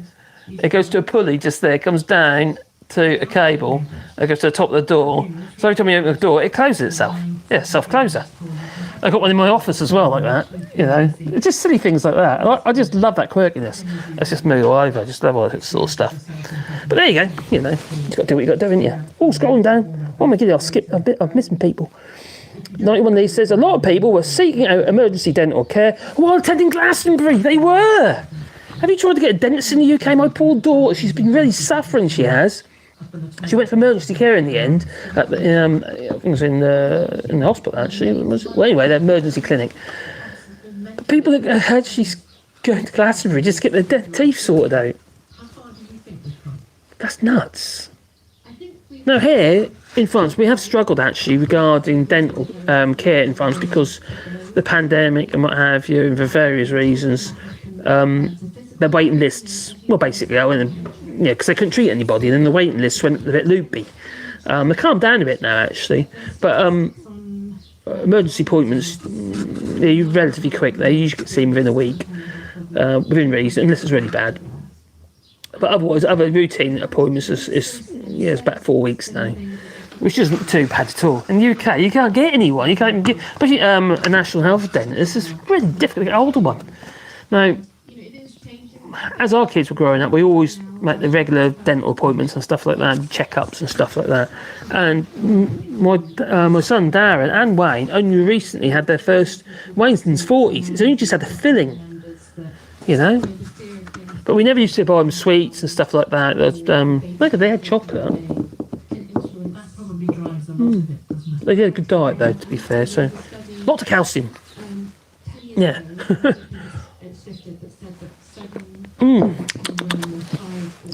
Yeah, that's nuts, isn't it? Yeah, because they can't get appointments at home, or haven't even got a dentist anymore. No, loads of them, especially the NHS dentists, and even some of the private ones are disappearing. Many of them are moving abroad. They get paid more. NHS dentists do not get paid enough. They really do not get enough. It's fairly expensive. My dentist is Portuguese. Lovely guy.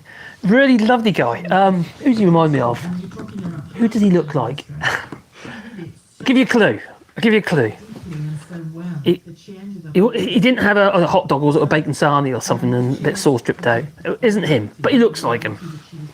It's Ed Miliband. Ed Miliband, that's it, Ed Miliband. He looks just like Ed Miliband. But he's a lovely, lovely geezer, that he is. I fancy playing with the AI now. Ah, there you go.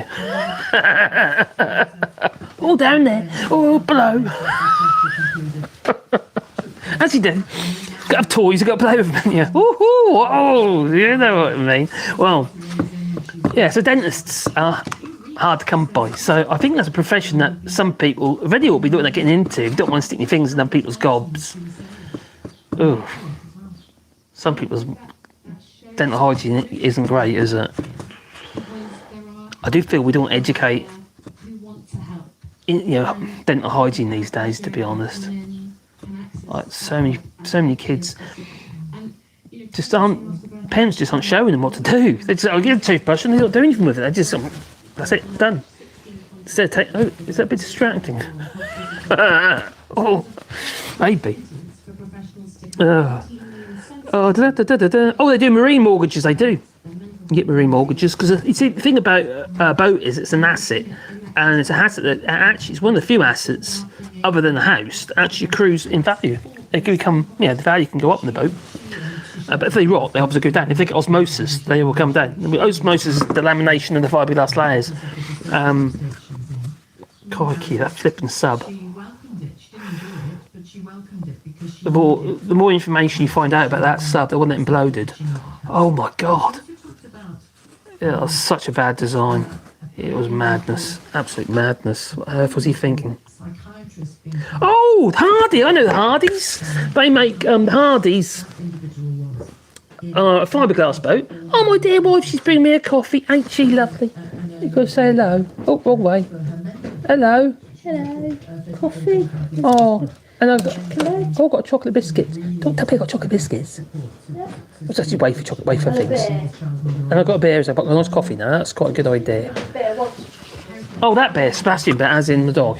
Yeah, he's going to pester me now. Oh no, he's gone. So yeah, Hardy. Hardy Marine. Oh, they do a lot of like little fishing type boats. Fiberglass hull and superstructure, and they used to have a really good hull, a really good boat actually, good sea boat. They used to put like old rope, like sisal rope, as a rubbing strake all the way around. They're Hardys. They're a good boat though, good solid, simple, very basic boat. But they hold, yeah. Oh, Colvick, yeah, that's that boat I was talking about. That was a Colvick Watson. They were good boat. I'm not sure if they're as good as they used to be. I can't say. Actually, is that right in the right way round? For me, it's the wrong way round. Don't know how to change that. Oh, a great price. That something to consider. Don't forget mooring fees and stuff like that as well with a boat, because you will need somewhere where you can keep her. Because you need to, you might be telling you to charge your batteries up and all that sort of stuff. And those sort of places are getting harder and harder to find now, because a lot of people have got the same idea. Oh, Jasper. Oh, dear me. I've never seen blue tits. I've seen mega tits. Oh, God. Yeah, show it. Oh, moderators just handled this. Oh, okay.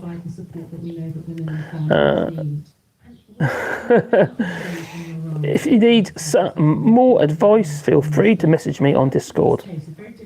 So anyone who needs or think about living on a boat, just get in touch with Lefty Boater, and he's part of the Wally crew, and got membership, and he'll give you some advice. That's, you'll be inundated now, Lefty Boater. You'll be inundated. Surprise! Yes, hello, Alistair. I hope you're well, friend. Yeah, we're live. Just scrolling through. There is something magical about living on a boat, but also there are ups and also there's downs as well. Humidity is one thing you're going to have to deal with. Not so much for the summer, obviously. But yeah, humidity can be an issue. And obviously sinking. Sinking is an issue.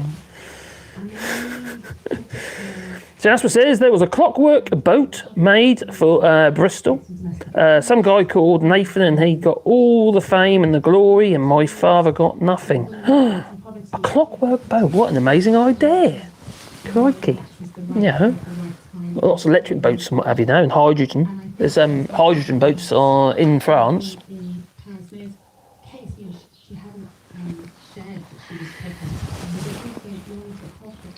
Crikey, they used to be so dirty, the boats on the Norfolk Broads. Years and years. In the olden days, the boats didn't have pump-out toilets. They literally had a seacock. You open the seacock, and there she flows, the floater.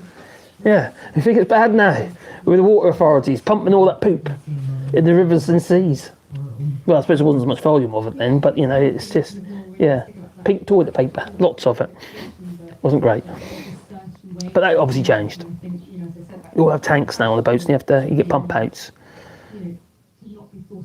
Number 3 said, I don't like the camera tracking. Is it making you dizzy, number 3? It would have its uses. If I was working around the bench, you could follow me, and then it makes sense. But obviously now it doesn't. You should stop if I do that. There you go. So let's bring it back around again. Oh, back, not that way. There we go. So I'm just checking, going through the chat.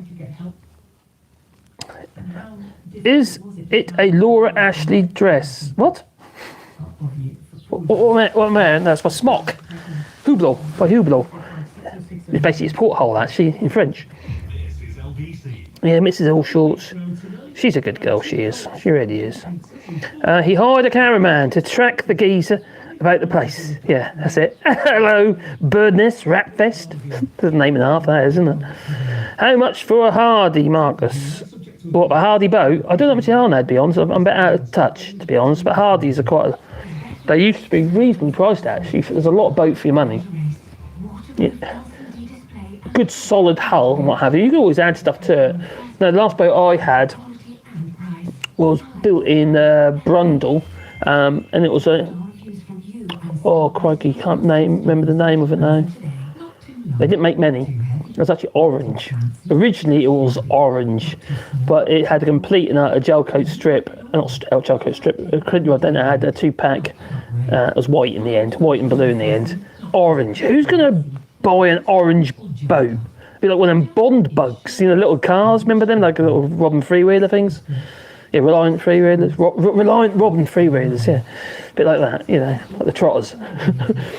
But it was a really good hull and a really good superstructure, really practical because it's, you know, you take it out on the coast, what have you, but also get under all the bridges because all the radar masts and everything would come down. Great boat. And had a really nice diesel engine in it, all completely refurbed. Yeah, it was a really good boat. Oh, Caroline's dressed. Oh, I don't know. No, she's... I didn't even notice, to be honest. Where are the boats? My sister, actually, my elder sister, she used to do designs for Laura Ashley. She's a textile designer, basically. Where are the boats as dirty as the women on the Broads? I can't say. No, I don't know. The Norfolk Broads aren't particularly clean these days, though, to be fair. Yep. They keep pumping shit in them. Literally. It's not the same as it used to be. In the good old days, what's with the Philistines? I was talking about art and the fact that I feel that it's the Philistines, as in the Tory government, the Neanderthals and all that, they want to oppress people by removing arts. Now they've got a massive downturn in those people taking up the arts. The fact is, those classes aren't really being offered, and the arts, whether you want to do art, or whether you want to do photography and all those, they're actually really difficult subjects. People take them on and think, oh, yeah, I just do a few little doodles and what have you, and chat the girls up and stuff. No, it's a really difficult subject. And when I did my photography degree, it's all about flipping out semiotics and iconics and doing critical studies. It was pretty technical stuff. Do you know what? I got 17 distinctions I got. That's me. Would you believe that, eh? That's for my photography degree. It's only a BA, but...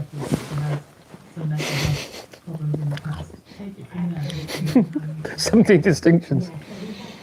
The thing is, you see, when I left school, I worked for Coes in Norwich.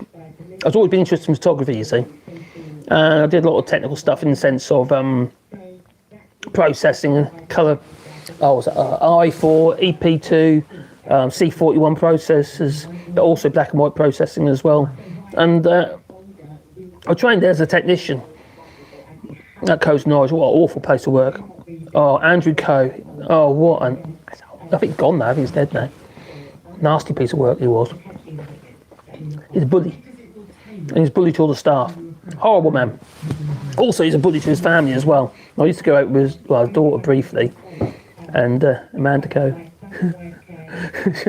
Yeah, that's not a story. Anyway, and it was... Yeah, so I had a bit of a foot in, so I had a bit of a foot up there, you see. And I was always interested. I used to photograph weddings and all that sort of stuff. So when I finally went to college, sort of done back to front, or university, sorry, and done my photography degree, and I had a bit of a leg up. And I was very, very into abstract photography and what have you. And in my first year, my display, everyone, could do have a piece that they could put into the end of year exhibition. Generally, the exhibition really is for the second years, but we got to participate as well. And I'm not going to tell you a lie, but I showed them all up. I did. I turned up with my exhibition, which is literally this monolith that I built with all these fibre hand-printed images from Edale, the foxholes and what have you in Edale, all these rock formations, really beautifully contrasty images. I think I still got them actually. I have. All mounted on boards and what have you, and they were mounted in this kind of like monolith structure with this bit on the top with recessed bits and lit all the way around the outside, but with lights at the bottom of it, or light come out the bottom of the thing as well. And that was I've got the name now. Oh, not Mark, but I think it was Lisa. One of the other people. I can't remember their name now. Lisa, Amanda. Oh, anyway, no, Caroline. That's it, Caroline. Same name as my missus. and she wanted me to have it in the centre stage because it was pretty flippin' impressive thing it was. Because of woodwork, obviously, you know, I made stuff. Anyway, so I did this. I did this later on in life. I didn't do it when I first left school. It was in 2001, 2002. There were so many complaints from the second years. That stuff was rubbish. Sorry, but it was. And yeah, so I had to move it. They moved into the flipping corner, out of the way of everyone. I suppose really I should have been proud. I was angry in many ways. I was 1 minute it's like centre stage, next minute it's shoved in the corner somewhere. And anyway, so it was that. But in the second year, I did microscopy. So this particular piece of art that I created was 10 feet, so about 3 meters, by what was it again? Probably about 1.5 meters tall. So it was great big, think of a great big board, but it was topography. So of all microscopic images, but every single image was kind of lined up almost like in a rainbow kind of thing, with the colours and stuff. So stand from a distance, it was all, you know, all the colours scanned through. But close up, was all the bits and pieces and stuff like that. Even my signature in the corner of the image was microscopy. The basic microscopy is you taking pictures with a microscope. Yeah. And every single image when you take with a microscope had to have, because you've got very limited depth of field, so it's front to back focus. So, you know, when you take pictures, you get a bokeh and what have you, you take a picture of a person and the background comes out of focus. Well, with microscopy, that bit of focus depth is tiny, it's minuscule. So you have to take pictures through the image. So you have 1, 2, 3, so refocus, move, and then take that picture, refocus, and then you basically compile all those images together, stack the images, and to create one image. And that was basically, there was about 60, I can't remember exactly, but 60 or 80 images on this one image. And in between all the images, it was like all recessed, all black and what have you, so they all stood out, what have you. Anyway, that went up there in the exposition in my second year. Did really well, actually. And they got I think, well, I don't know if it's still there, but when actually last time I went up in 2008 when I visited. Yeah, but anyway, they put that up on the wall. That might not be there now. That might be gone. But there you go. Just love abstract. I love things that give you feeling, you know. Also, I love stuff that gives you empathy. Chocolate my dirty fingers. I want to do with that. Sawdust. Tastes like chestnut. The arts are so important. If you talk about Philistines, this Tory government just want to oppress people by ripping away creativity from people. Without creativity, you've got nothing. Creativity inspires. Without inspiration, you can't do the basic stuff. You don't create anything. You've got to want to do it. And that's where creativity and the arts come in. It inspires people to do stuff. It's about feelings, isn't it? About sentiment. I don't think this government wants people to have sentiment. I don't think they want us to have feelings. They want the beholders to be minions, little lemons, do what we're told. Oppression. They keep going on about the good old days, don't they? Are they referring to the good old days when there was slavery, maybe? You know, oppression, segregation. A little bit hostile environment now, aren't we? That's what it feels like. It saddens me, it really does sadden me. I just feel we've gone so far the wrong way. I know, so you could sell your art. You know, you might have seen some of my videos. I've been doing some abstract woodwork as well. There's an image, or I say it's an image, it's I suppose it's an installation, I suppose. Was it an installation or would it be? Anyway, it's a piece of art which basically those little blocks of wood and all different depths and stuff, and to create this kind of strange image. And it's you might have seen it in some of my videos actually. I've been doing quite a bit of that recently. I could do. Getting people to pay for it, that'd be one thing, wouldn't it? What, okay, what's pagan say? Pagan. Has there been any progress on 3D printed houses? Wow. Well, that's a question. I couldn't tell you. I can't imagine a whole house being 3D printed unless you're printing elements of it, components. Well, then you could. But then we're talking plastics, aren't we, again? That's the problem with 3D printed stuff, it's plastics. We need to pull away from plastics. We need renewables. We need to embrace timbers. And then think about how we're going to dispose of the timbers at the end of their life and not letting them just rot and not burning it. You know, timber houses, even, you know, other houses actually, to be fair. We're talking about materials that hold carbon dioxide, carbon. You could be, you know, you could be looking at things like clay, peat, straw bale houses, for instance. There's no reason why you couldn't embrace them. Highly insulated houses. The only thing is, on modern building sites, it wouldn't work because the sites are so flippin' small.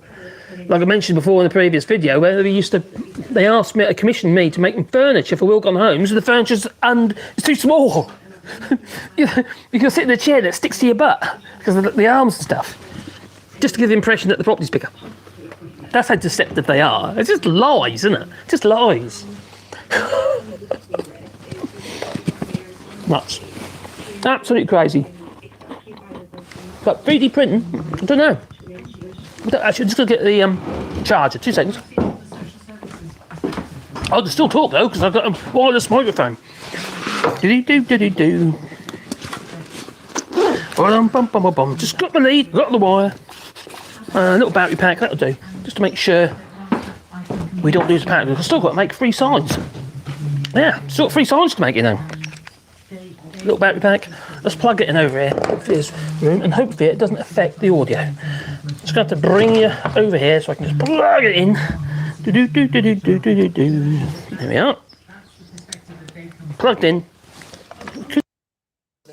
Into the gimbal. Should do that with that gimbal. Yeah. It's a really good gimbal, this one is. So, got it recently. The other one is getting a bit dodgy. Couldn't hold the phone. The phone's too heavy. When we're doing the walking videos, you need gimbal. So I could sell my art. I could do.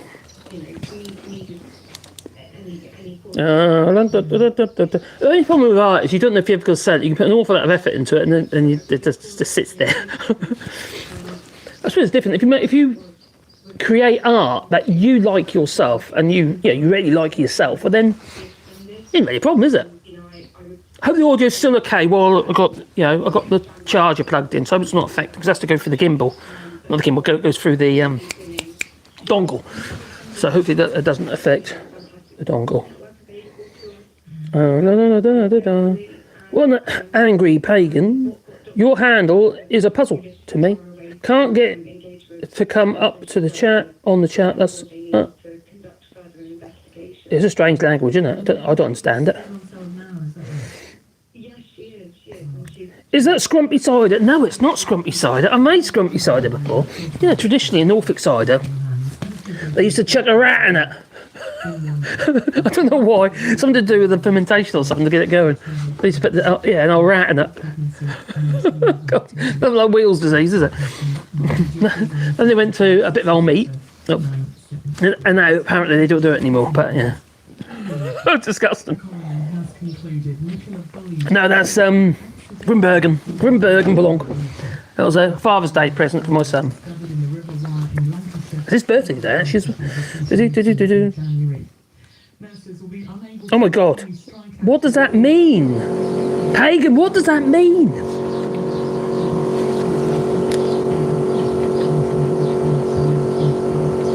Hello, Simon says.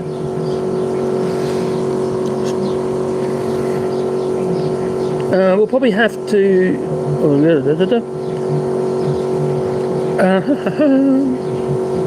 Go back compressor again. Got a leak. Could just grow some concrete. Is Mike Graham ever going to?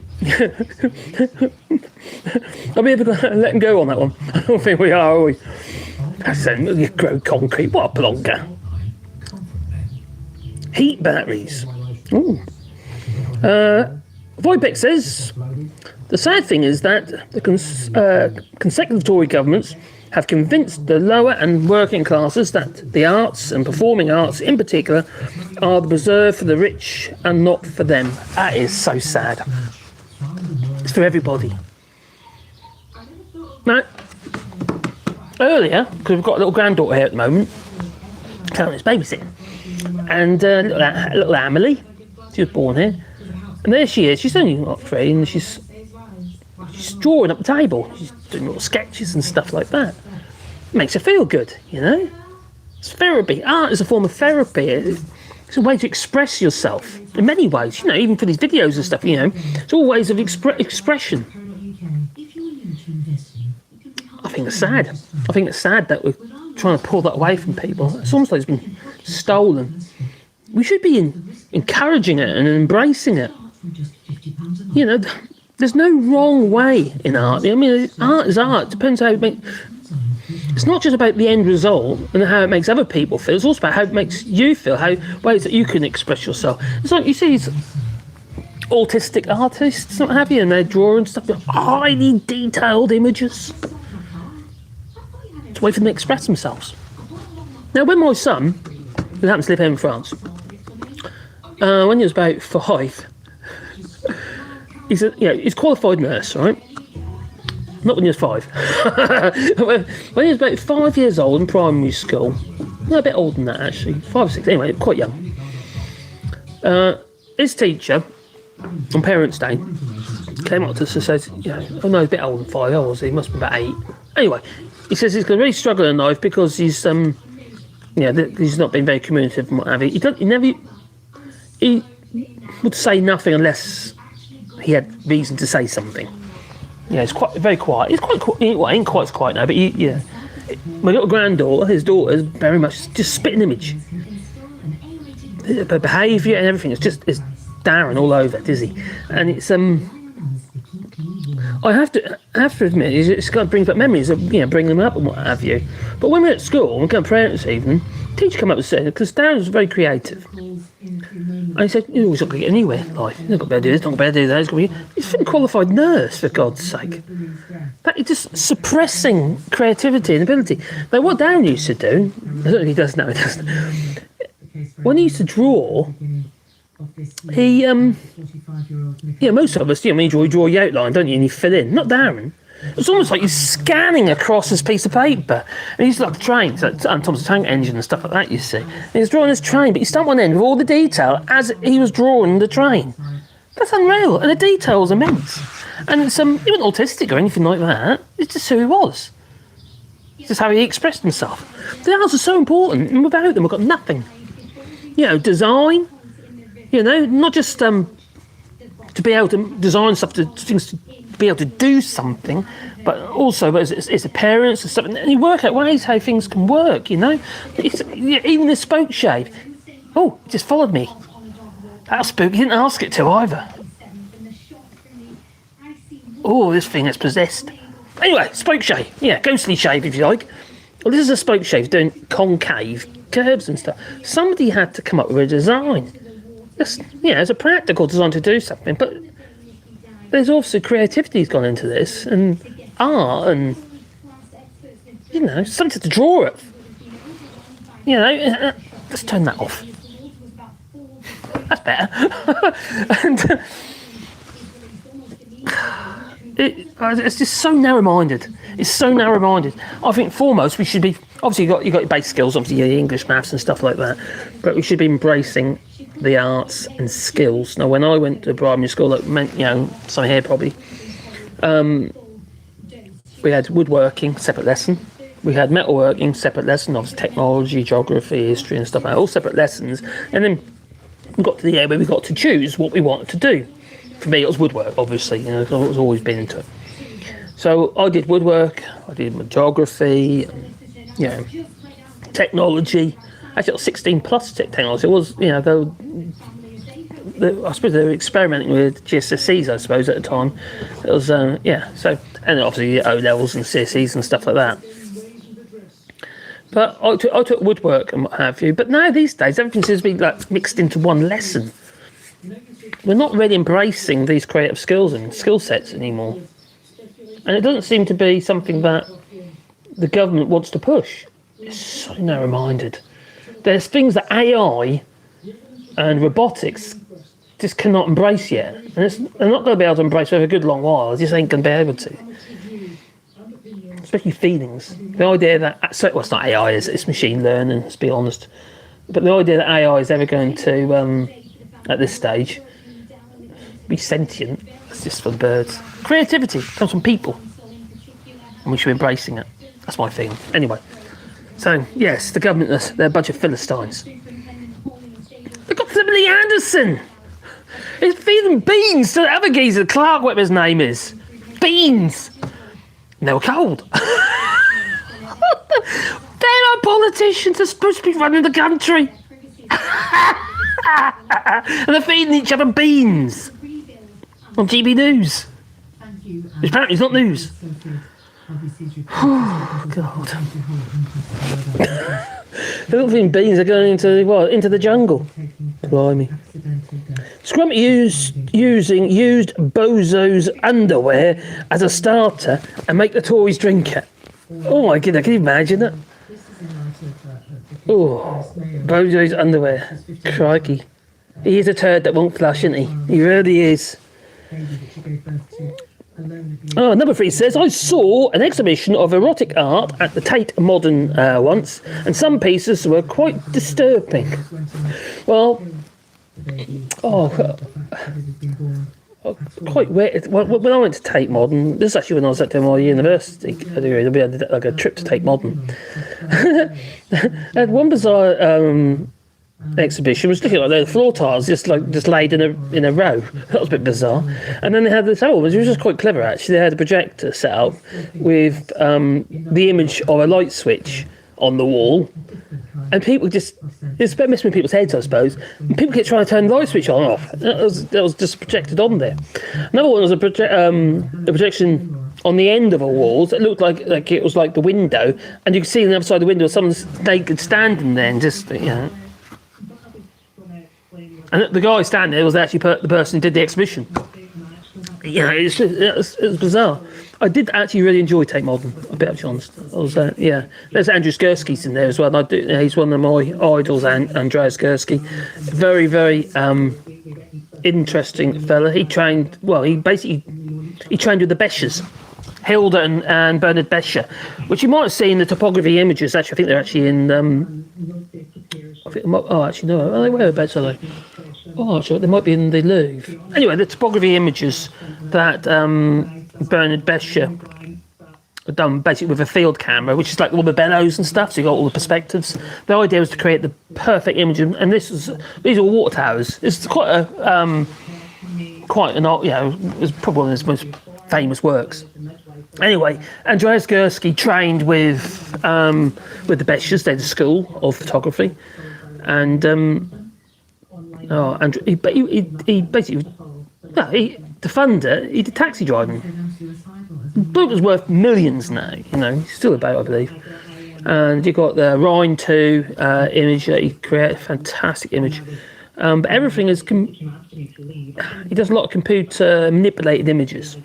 So he creates these massive transparencies, scans them into this very powerful computer that he uses, and then just takes out details just to simplify it, just amazing work. And that one is Montepass, Rhine 2, there's loads, and they fit. The most expensive for I can't remember which one it is. It might be Rhine 2 actually, or was it Montepass? Anyway, the Montepass is in that's in the Louvre. Or was it in? That was in Tate. That wasn't Tate Modern. It might be on loan actually, but it fetched 5 million, and it's one of the most expensive photographs that ever got auctioned. Obviously, a lot more money now. It's a long while ago. Oh, hello, Stomach here. Thank you very much, Marcus. Did you see 30p Lee's show? It's now called One Brain Cell Lee Show. Is that the one where he's I just saw some clips. I feel I must have watched the whole thing now. He's feeding beans to that Clark geezer. We have MP. It looks so uncomfortable, that Clark geezer. I can't remember, what's his name? Horrible individual. But anyway, he's, it's like the try the baked beans. What on earth? It's so bizarre. It really is bizarre. I thought I was an odd fella. Cheers out, Stum. Creativity is triggered via a random new input of some kind. Thus, it can be a part of AI by design. But AI is not really. Yeah, by design it can, I suppose. But it's not artificial intelligence. It's machine learning. It's not. If it'd be artificial intelligence, it'd have to be sentient, wouldn't it? So that's how I feel about it. Don't get me wrong. AI is a really useful tool. And we're going to see some massive, massive changes to the way that we live our lives and things done for us and stuff like that. You know, I'm trying to learn a little bit about it at the moment. It's fascinating. It really is fascinating. Also boring as well. Jasper E, yep, me too. Technical subjects too. Oh, cool. What did Jasper say? I like metalwork at school. I love metalwork. I didn't do it. I didn't as the run up. I did my choices was woodwork. I made a little pin hammer. I think I still got it somewhere. Where did that go?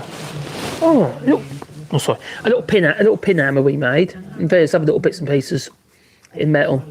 But I can remember heating it up to it's red hot, cherry red, and dunk it in a bit of carbon to case harden and all that sort of stuff. You know, it's good. I loved it.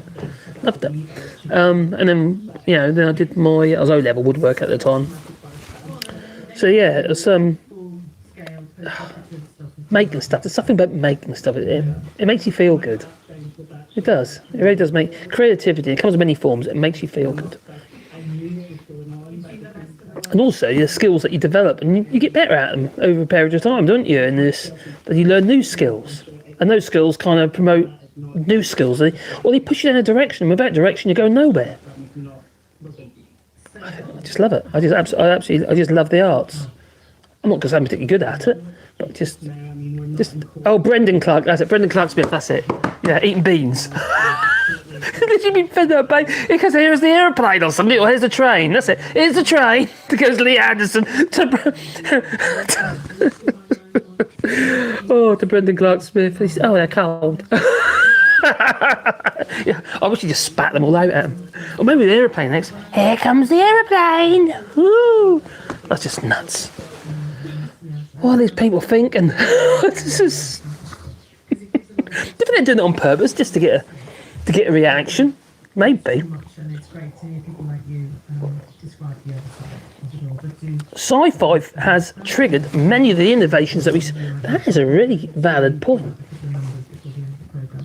That is a really valid point, actually, because it has. We've got a time machine yet, though, have we? I wish we did. Back to 2016.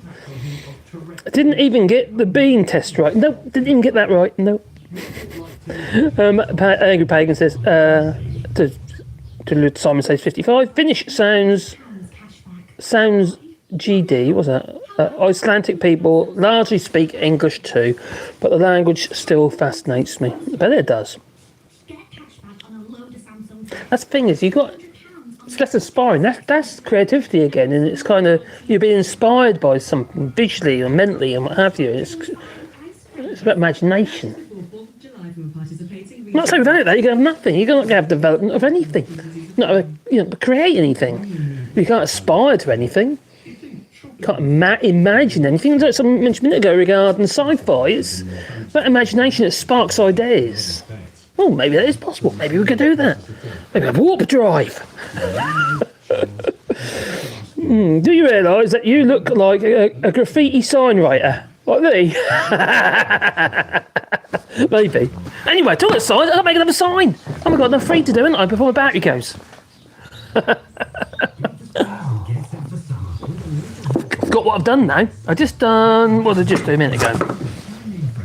Remember what we've done. So we've got that one there, which is that one's done. Done that one. So done that one. Done that one. Done that one. I've done Joel. Where'd it go? I've done Joel. Weirlinga. I don't know if I'm pronouncing it right. I do apologise. Done Luke. So that one's done that one. Oh, so all of them are done. All those ones are done. Okay, at the top of my list. All the ones at the top of my little list here are done. That's awful. What one donation this was. It's brilliant. So there's 8 trees I've got to put in for them. And Callum. Should you? Oh, I've got Callum. Oh, I've got 3 there, yeah. Right, so put them over there again. So I know what I've got to do now. Nadine Morris. Oh, what's this one here? That one bit. That one's quite a nice bit of wood. Got a little bit down there as well, not I? I'll put a little bit of wood down there. Okay. Alright, I've got 3 bits of wood there. What one's that one there? So that one. Could get 2 on that one even. Ooh, eeny, meeny, miny, mo. Callum Spawn. That's the shortest bit. Let's do this one. Could be the shortest word then. So this could be Callum Spawn. Could be Nadine Dorries. No, that could be Nadine Dorries. Nadine Morris, actually, sorry. Well, I've got 18 days and she still hasn't officially resigned from after she said that she's, from immediate effect, I resign. Debbie, she's a liar. Pants on fire. Now what have I done with pencil? Oh, here it is. There we go. We've got a bit of wood. Here is my beautiful piece of wood. This is a piece of chestnut taken from our roof, probably around 100 years old. Well, it's been on there for at least 100 years. Oh, maybe 150 on that barn. Actually, that barn was built in 1880. No, maybe no, older than that. Around 1850, that barn was built, according to the cadastre. And now I'm taking it off. Oh dear, I feel guilty. It's got to come off because the roof is leaking. It needs a new roof. That one or that one? That one. Let's go Callum. I'm going to do Callum. So that's going to be a C.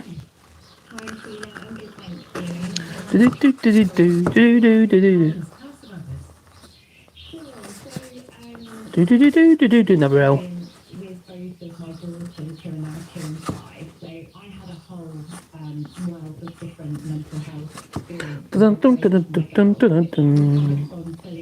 There's all different types of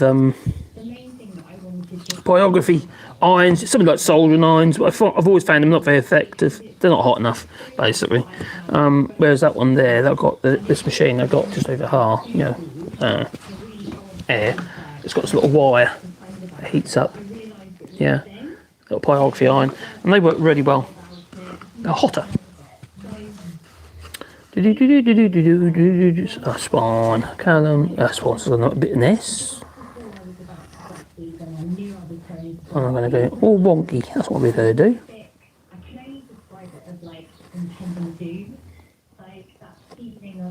Pending doom. Well, we are doomed if we don't take care of... Oh, is it spawn? Just a second.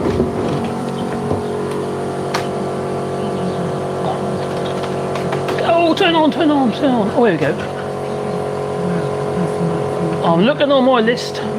Oh, there's an S on the end. Have I messed up on my one over here? Oh, yeah, I'll put an S on the end, that's right. There's another S on the end of that. I might want to just, maybe. Got that all nice and wonky. I want to make this one wonky.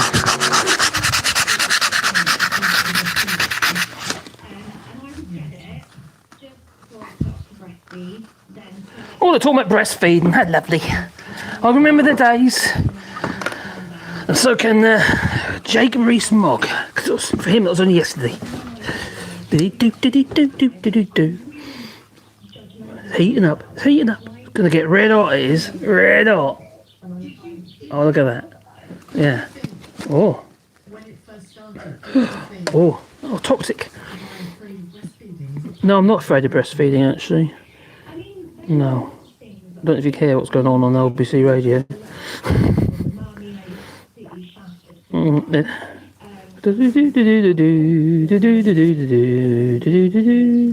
Come on. Needs to heat up a bit more. Get in there.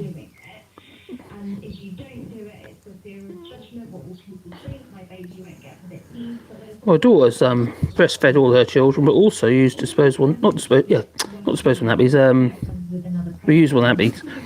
God, they're not like we had in the olden days when we had reusable nappies.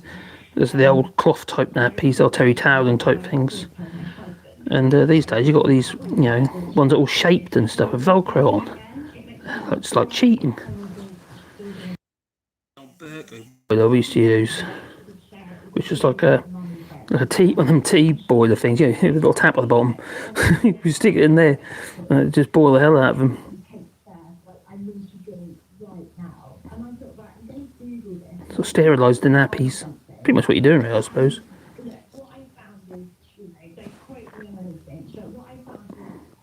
See, my concern is just making sure. If I was doing a picture or anything like that, I'd be using this sort of wood for a start, but I wouldn't be trying to make it as deep. So I'm trying to make sure it's deep, you see.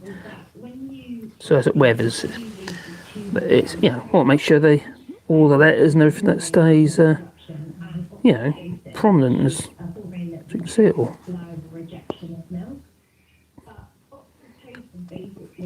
We've got about 400 trees in so far. At the moment it's very, very hot, but way too hot to put trees in the ground at the moment.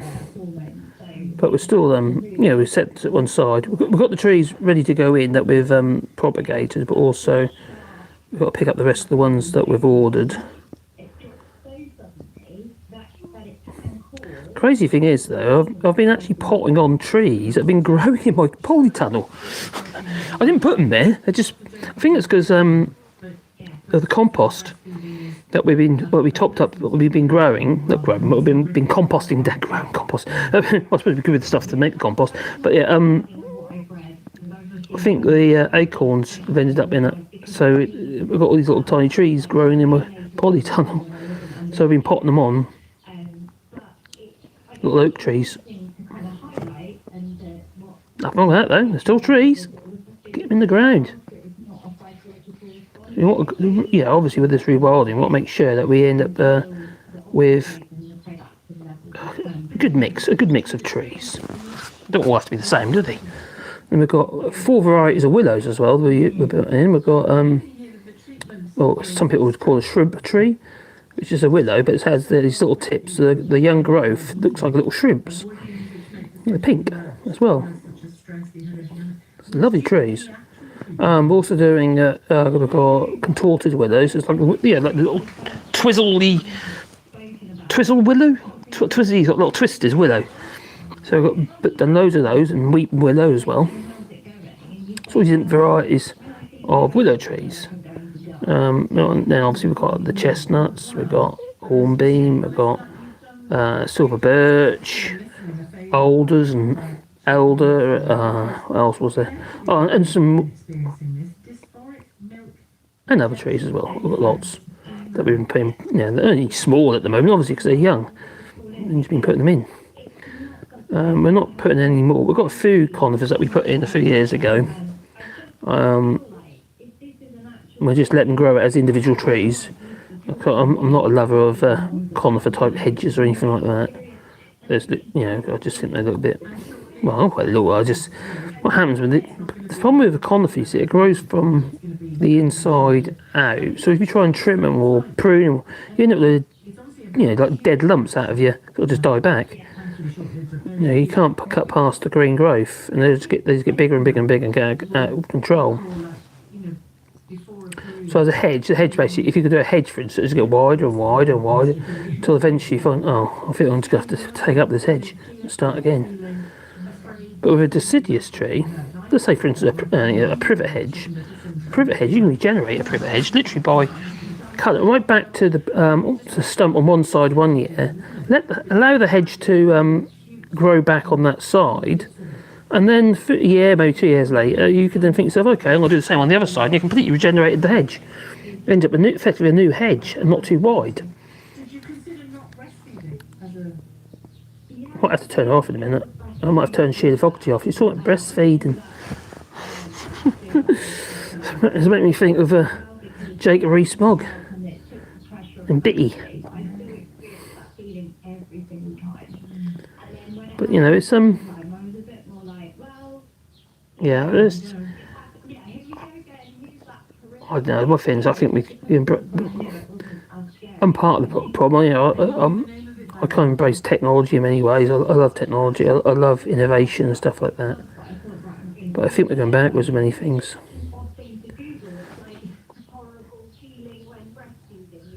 Even with technology, you know, removing stuff that we got used to having, like for instance, headphone sockets. Oh, just USB-Cs now.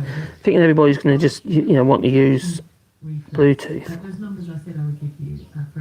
If you want processed sound, use Bluetooth. If you want, more analog, less processed sound, less sound that's, try to tell you how you want it to hear.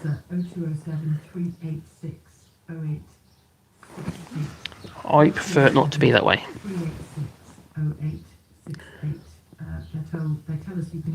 I'm sorry, so when you do vlogging up with mobile phones without these without the DIN plug for the actual headphone socket, without that you have to use dongles and just create a whole load of fuss and aggro for people who do vlogging using their mobile phones. And the mobile phones, the cameras on them are so good these days. They're good enough for for video and what have you. But then you've kind of lumbered with them in the sense of the actual devices that you can use. Everything's has to be Bluetooth, or you've got to use the dongle.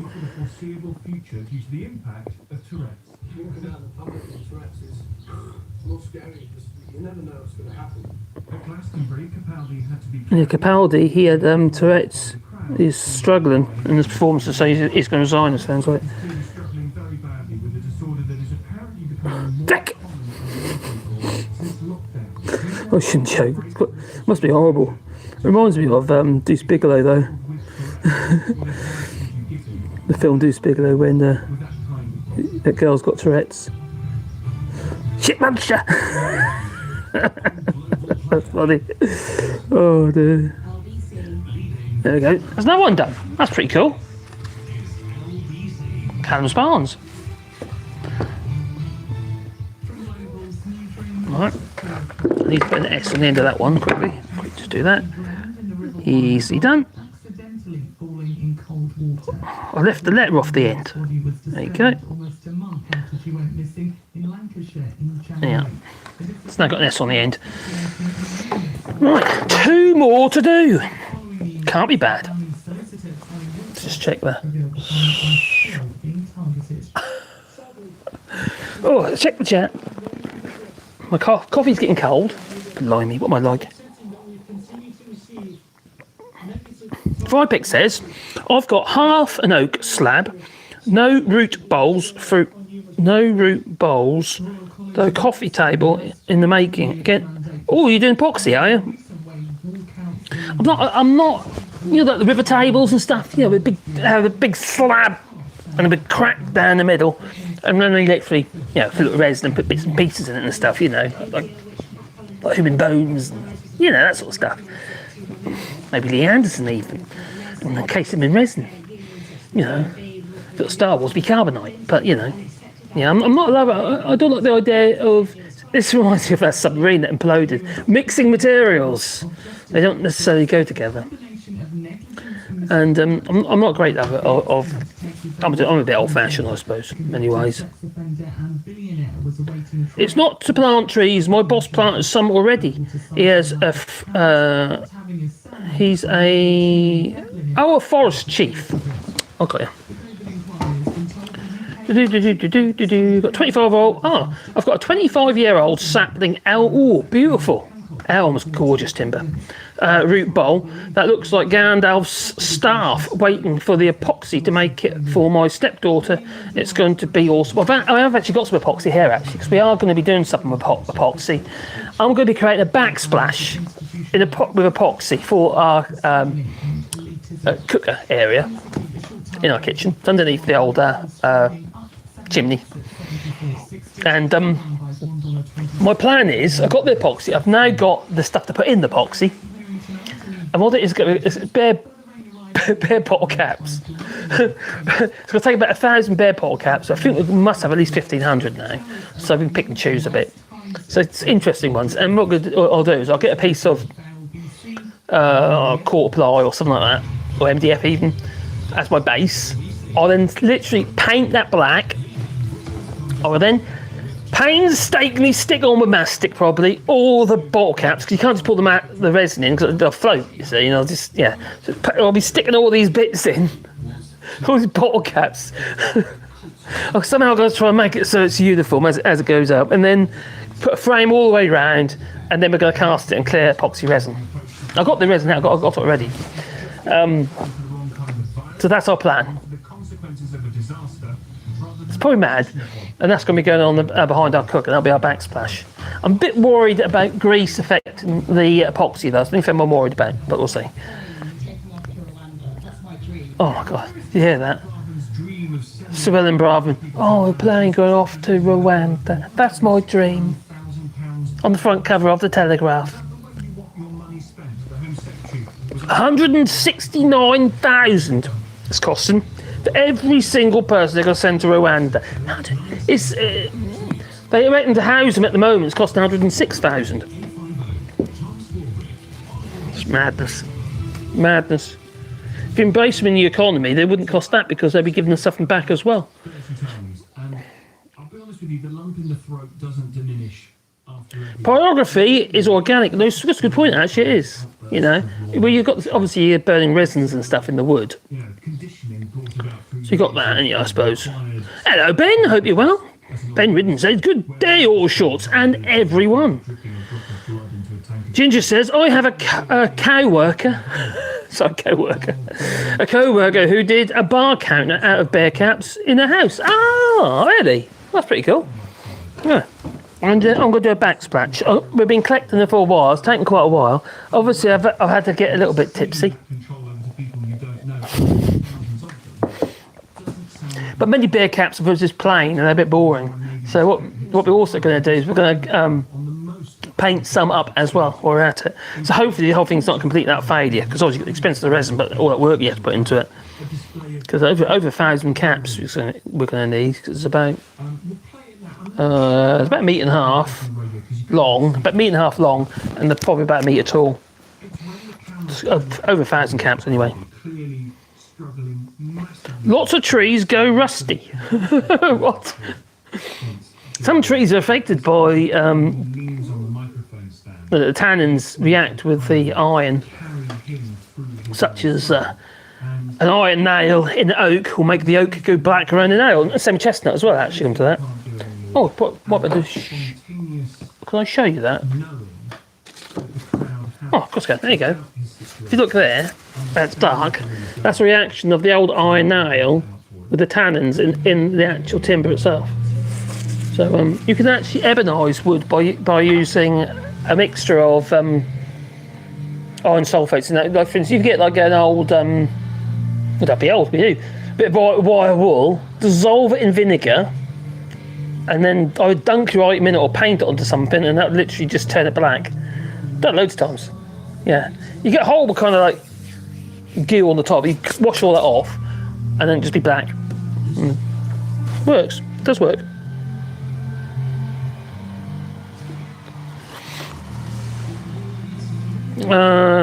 Simon says, "I once built a computer in a bear case." That's pretty cool. You can spit on nails and what's it say? And they won't come loose. Yeah, because the timber around them expands around the nail. That's quite a good tip. That is. The other thing is you can stop an old tip if you, for instance, you're threatened that your wood's going to split when you put your nail in, because the wood, think of a wedge pushing the fibres apart. But if you actually get a hammer. Not an axe, a hammer, and tap the end of the nail so it's blunt. Not too hard, just to make it blunt. What that'll do is that'll cut its way through and create a hole. It's almost like it's drilling into the wood, effectively.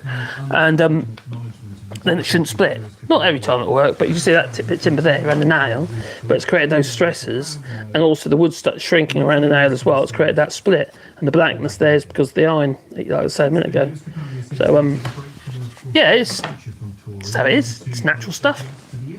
You just got to work with it, you see, not against it. I think we all have to imbibe the old witch's brew to cope with the Tories, to be honest. I think you're probably right. Philistines is what they are. They're all Philistines. They don't want to embrace the arts, and or they don't think we're entitled to. I think that's what it is. They want to control us. They don't want us to have they don't want us to have a mind of their own. They're suppressing education in the arts, unfortunately. I think without the arts, we've got nothing. Not the arts necessarily, but creativity in general. People. I wonder how easy it would be, says Pagan, angry Pagan, to turn £170 ebony banister handrail into a staff. Just found one on Amazon. Well, if you've got a nice piece of ebony, I hope you're paying good money for it. Ebony is one of the ironwoods. It's extremely hard timber, and it's lovely. If you think the old piano keys and stuff, they would they'd be ebony. But if you could do that and create that into a staff, it'd be amazing. You better do it. I would suggest, though, instead of trying to do it the old-fashioned way with draw knives and stuff like that, with two handles, you're pulling it through and you're peeling off your wood, or even with a spoke shave such as that. You wouldn't necessarily use that one, but I wouldn't do it that way. I'd cheat. I think I'd have to, because you just blunt your tools left, right, and centre. You really will. I'll get a bit aggressive with an angle grinder or a sanding disc in it, and just do it outside. So and just go mental at it. Also, what I'd probably do if I had a table saw, if you've got a table saw, I'd trim off bits first and put them to one side, because all those little bits of wood they're great for making pens. If you're into pen making, on the lathe and stuff like that, or other interesting things. See, I'm in the thing that nothing's a scrap. Everything has a purpose. I waste very little timber, to the bane of my missus. Yeah, I hoard timber. Got wood everywhere. Little tiny bits, big bits, also, but all different species. You see, you never know when you need them. I've got purple heart, and that's another ironwood. Green heart, another ironwood. Loads of lovely, lovely timbers, and because they're so hard, they're really easy to polish up and without any finish whatsoever. You don't need to, because they're just so dense. Brilliant timbers, and purple is amazing. A Brazilian hardwood. When you cut it as brown, then it turns this beautiful purple colour. It's great. Yeah, I like it anyway. But I do. Scrolling down. Did I miss somebody? Involuntary movements. Live chat. Oh, I missed something. Down we go. Yeah, I did ask Carl. I've already replied to that, and I. 30p. Oh my god. Probably what we call congenital or genetic. So it's something. Don't spit on the nails if you're using a nail gun. I've got a little one here. I've got my little pinner. I'm not spitting on that, but only if it may. No, don't do it. Crikey. I've got 23 oak trees. Wow.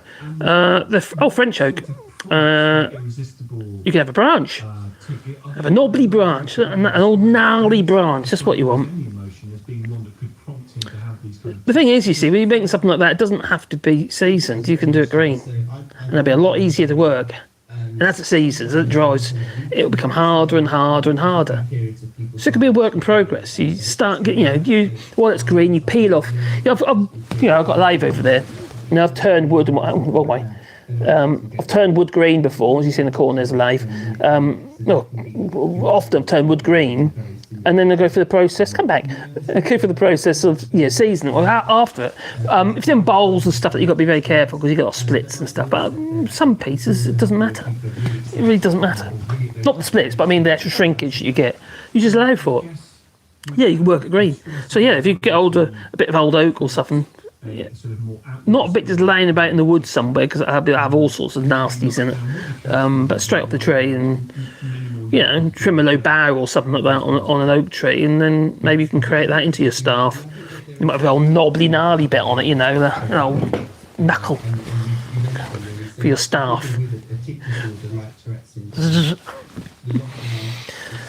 Oh, there, you need a small plotter to make yourself stencils. And they have them here, MDF supplies. What I would like to get hold of is a laser. Is a laser printer.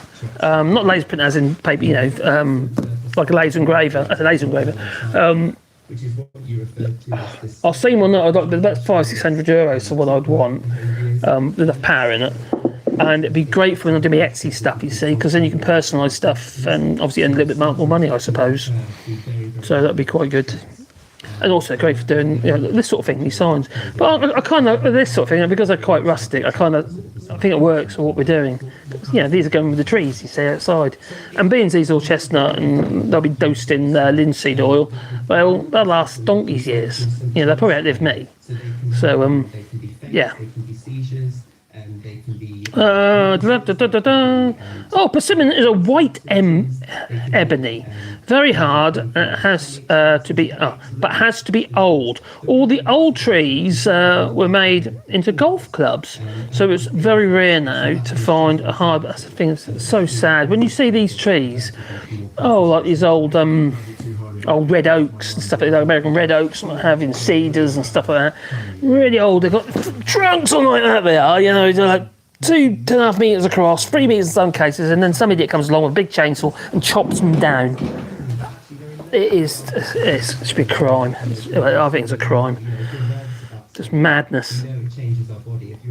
I just commented on your last video. It says, Tratlow, hello there. I'm reached the desert now. What? I'll have a look at that. Well, I do read the comments, but you probably already know. Although I haven't been on, I did this morning, but I haven't been on there since because I've been very busy. But I will be on there going through the comments later. Sometimes it's really hard to keep up. If you get the occasional video, it does really, really well. But my videos today haven't done very well today, so I haven't got any comments. Just how it is, isn't it, you know?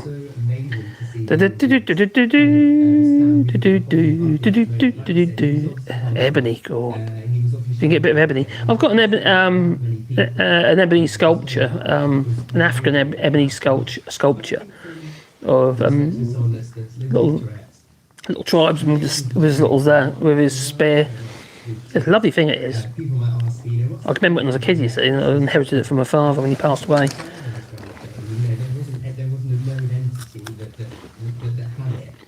There's other things you get as well, Beth. There's cry cutters. You can create vinyl stencils or vinyl lettering, and you can lacquer them all in, you see, quite cool.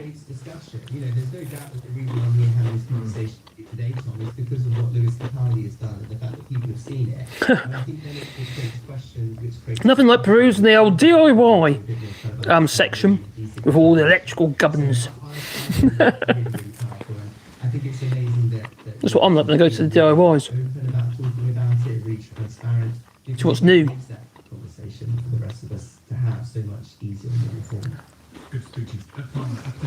Vipex says, my best ever chopping board was made with wood. I had tiny bits and all the scraps from 10 years of hoarding leftovers and offcuts, and the pattern came out amazing, hard and softwoods all together. Excellent, that's so dry. You can do that when it's really dry. Ginger says, I have several wooden spoons made by a local woman, and each is a different wood. Cool. Oh, lilac. Lilac trees aren't generally very big. Never worked lilac. No. No, I never worked lilac, which I did know. Interesting. There's plenty of people on Etsy who make spoons and stuff, and they personalise them and stuff, you know. But then again, there's also people on here buy spoons in and just use their laser printer and just, you know, like laser cutter and etch them, laser engraver, sorry, and etch, personalise them. But a friend of ours, he's actually given up woodworking now. Makes biscuits now. It's not far from me, just in Rochester. And he used to do their markets and fairs. I think the business model wasn't a very good one around here, because although there are plenty of old fairs and markets here in France, no one ever makes any money. And the thing is, woodworking equipment is expensive. So it's like, anyway, he's making all these spoons, go down with hundred odd spoons. He sold them, he was doing okay, but they were so cheap, he's never going to make any money. So, it's just how it is, isn't it? So I'm not one doing craft fairs. I do my Etsy and stuff, just, sell the occasional bits and pieces on there, but I'm not really big on it, if you know what I mean.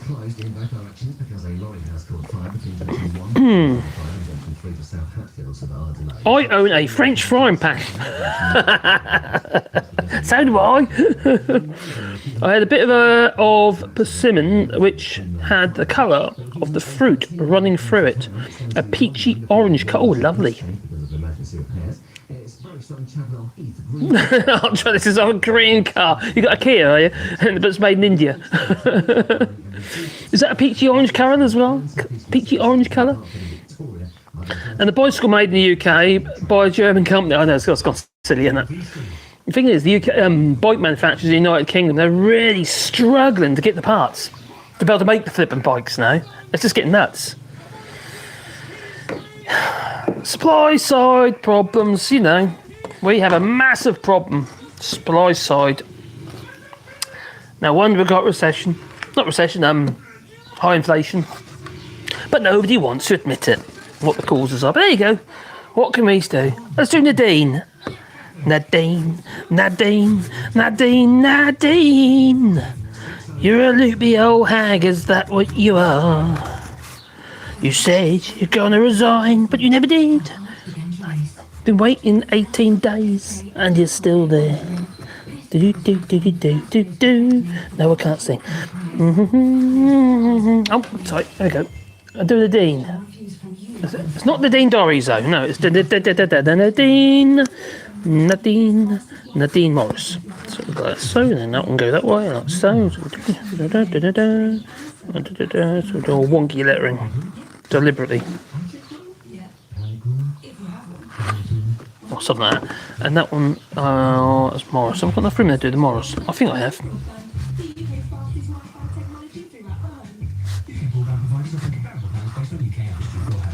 In fact, I might shrink that down a little bit. I'll tell you what, I'll do that bit first. That's what I'll do first. I'll do Mad Nads next first.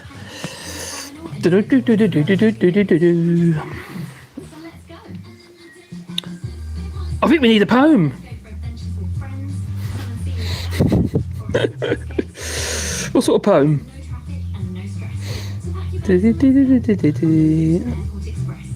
Alright, there you go. Scroll.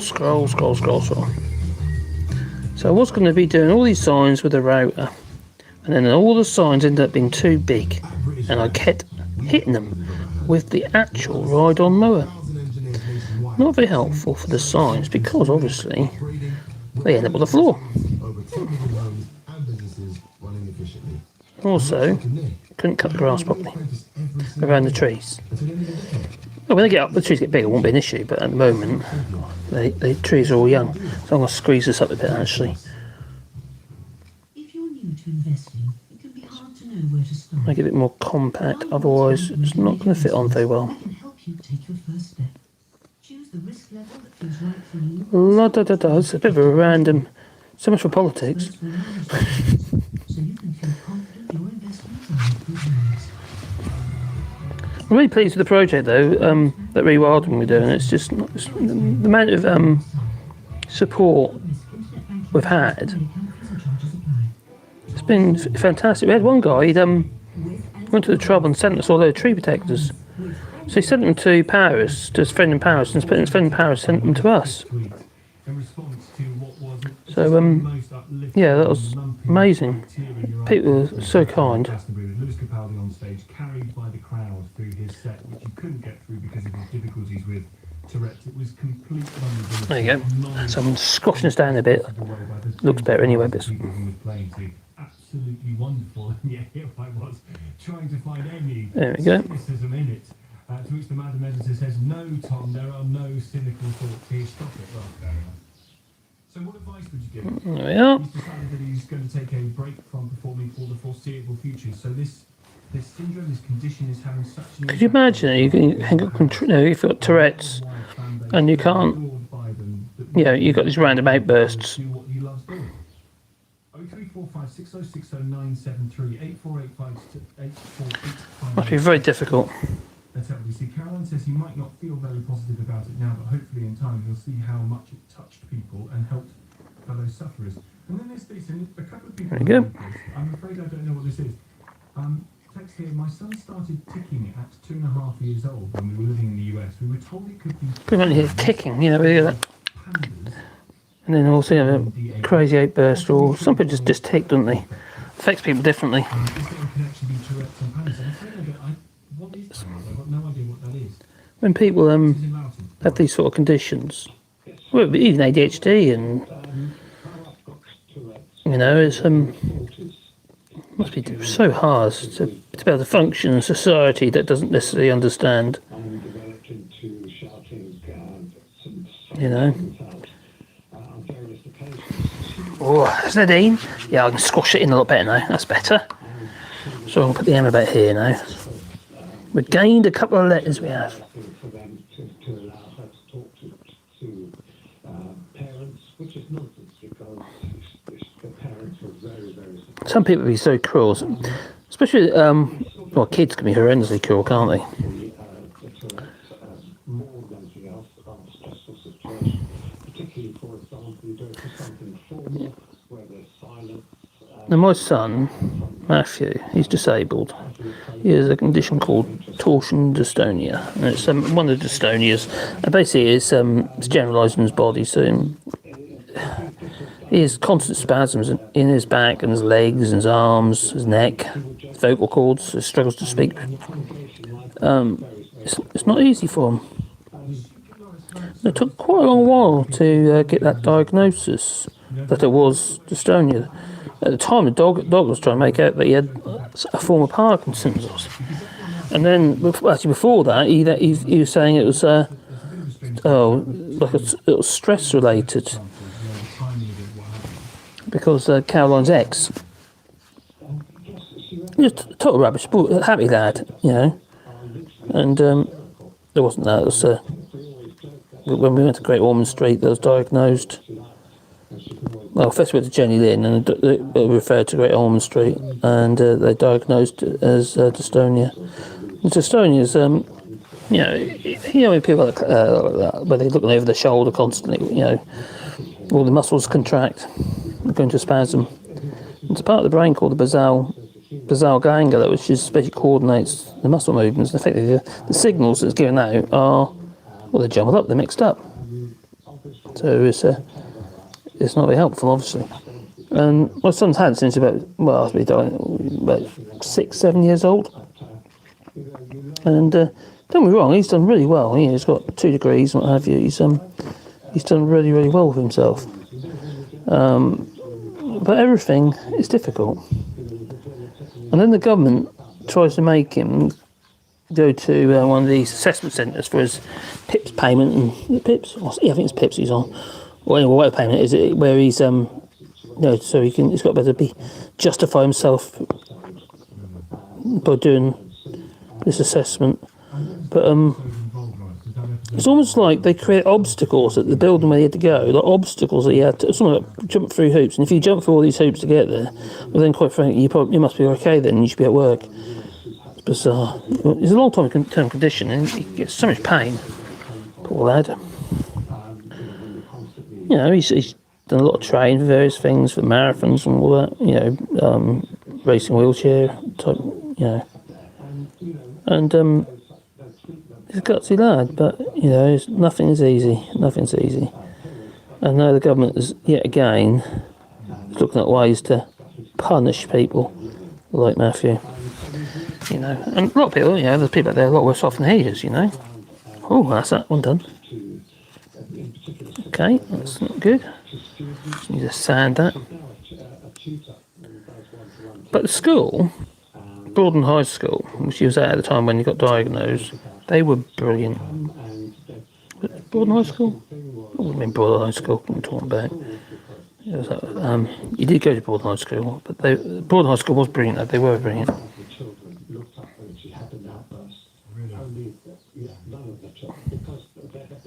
There you go. The Dean Dorries. Not the Dean Doris, the Dean Morris. So I've got to trip this one needs all cleaned up, so I'll clean on its edge in a minute.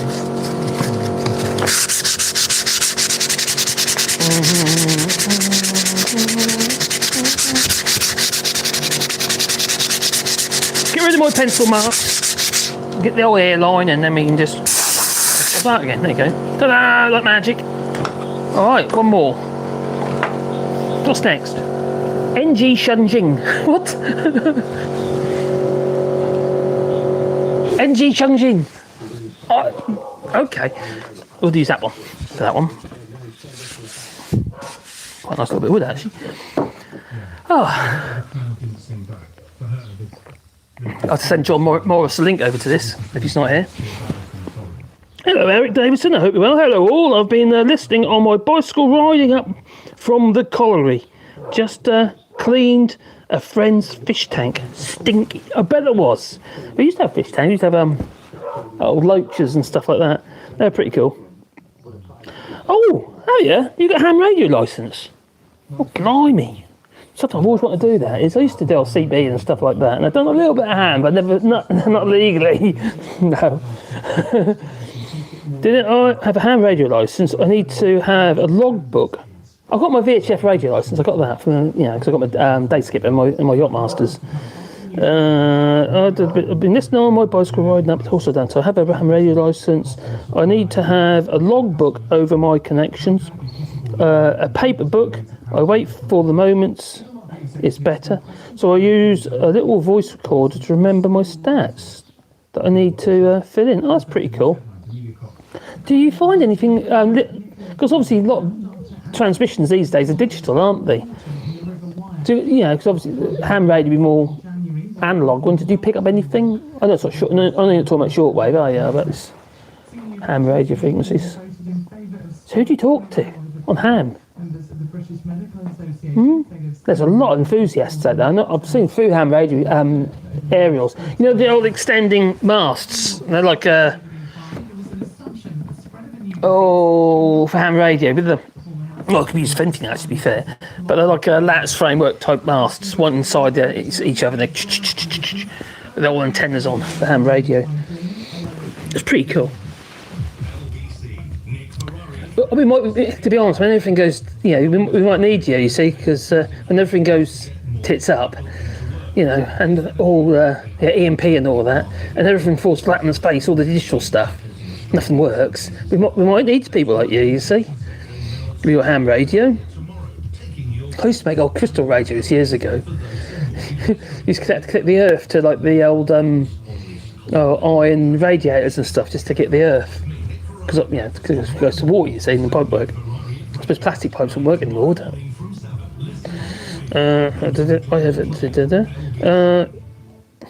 Vipex replying to Gingers and says, funny thing, can't find tight bond wood glue in the UK.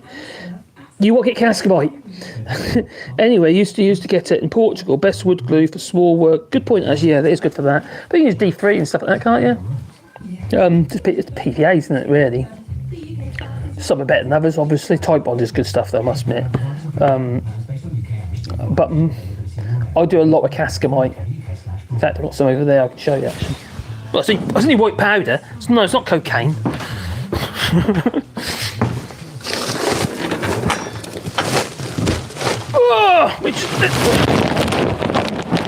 Cascamite. That's how you buy your wood glue.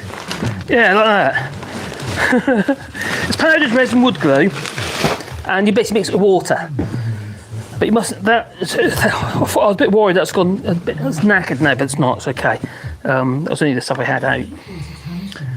But yeah, it's very rigid glue though. That's the thing is you can't really use it if there's any movement. It's waterproof, 100% waterproof. It works very similar to what the old bandages. You know the little bandage they dunk in a bit of water and bandage your leg up. It works similar to that, and so it hardens with water basically. But it's very good. It's marine glue. So what I used to do. So that and Aerolite and 2-packs and stuff like that. No, fairly quite good waterproof glue. It's no finesse about it. It's polyurethane, but that's actually quite good glue for some construction type work. But other than that, I use Cascamite for pretty much everything really. And down here, what I do, I have various pots that I collect for mixing glue in, yogurt pots and dog food trays. Yeah, for mixing my glue in. And I do, I just chuck the pots away and just move on to the next one. Yeah, for use, you see. So it works. I like Cascamite. Used it for years. I've got 3 internet logbooks for digital. Oh, that's interesting. Mine are all vertical antennas beside. Oh, okay. Oh, got a dipole. 6 metre. Oh, big one. I used to have an old Clark mast.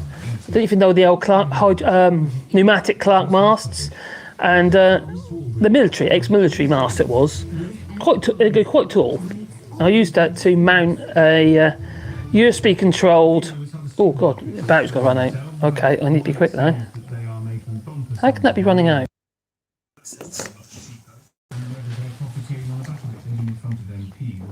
That shouldn't run out. Okay. My battery's getting very low, so if I disappear, you'll know why. So I've got this connector, so it shouldn't be running. Turn on battery state, or 15%.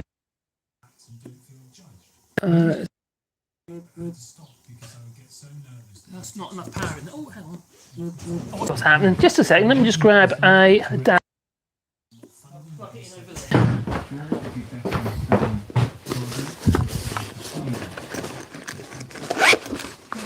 Dong, dong, dong, dong, dong, dong, dong, dong. Oh, got that one here. Got another pack. Let's see if that works. Should be charged up. Okay. Is it okay? Is it okay? Might be okay. Hopefully that'll be okay. Now it is plugged in. Saying's on charge. Okay.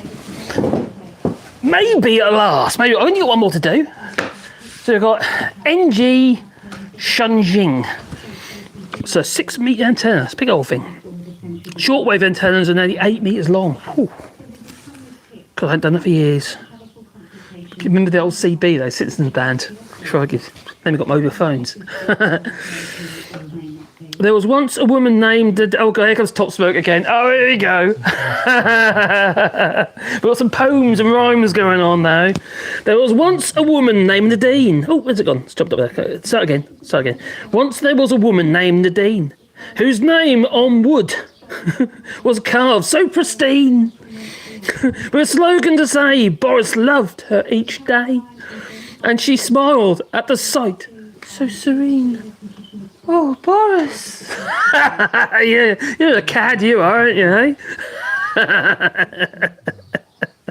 Oh, keep my calm. I love it. Oh, dear. The higher the tech, the faster you lose it. It's a disaster. The higher the tech, the faster you lose it. Yeah. What do you mean? In the sense that the more technical things become, the more obsolete. Because I think that's where we're heading. Well, we already are there, aren't we?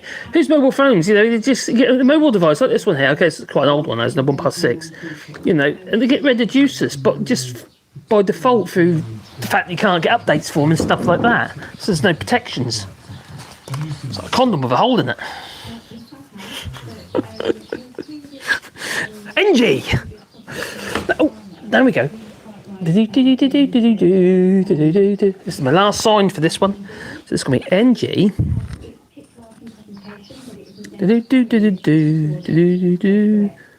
Oh, let's do NG. I'm not sure how this one works, to be honest. Double check that spelling. It says NG Shung. Oh, it's ended up with lowercase. Okay, let's start again with that. Oh. There we go. A tic disorder and say OCD where it manifests itself as having to, I don't know. Oh, that's no good. Oh, messing up.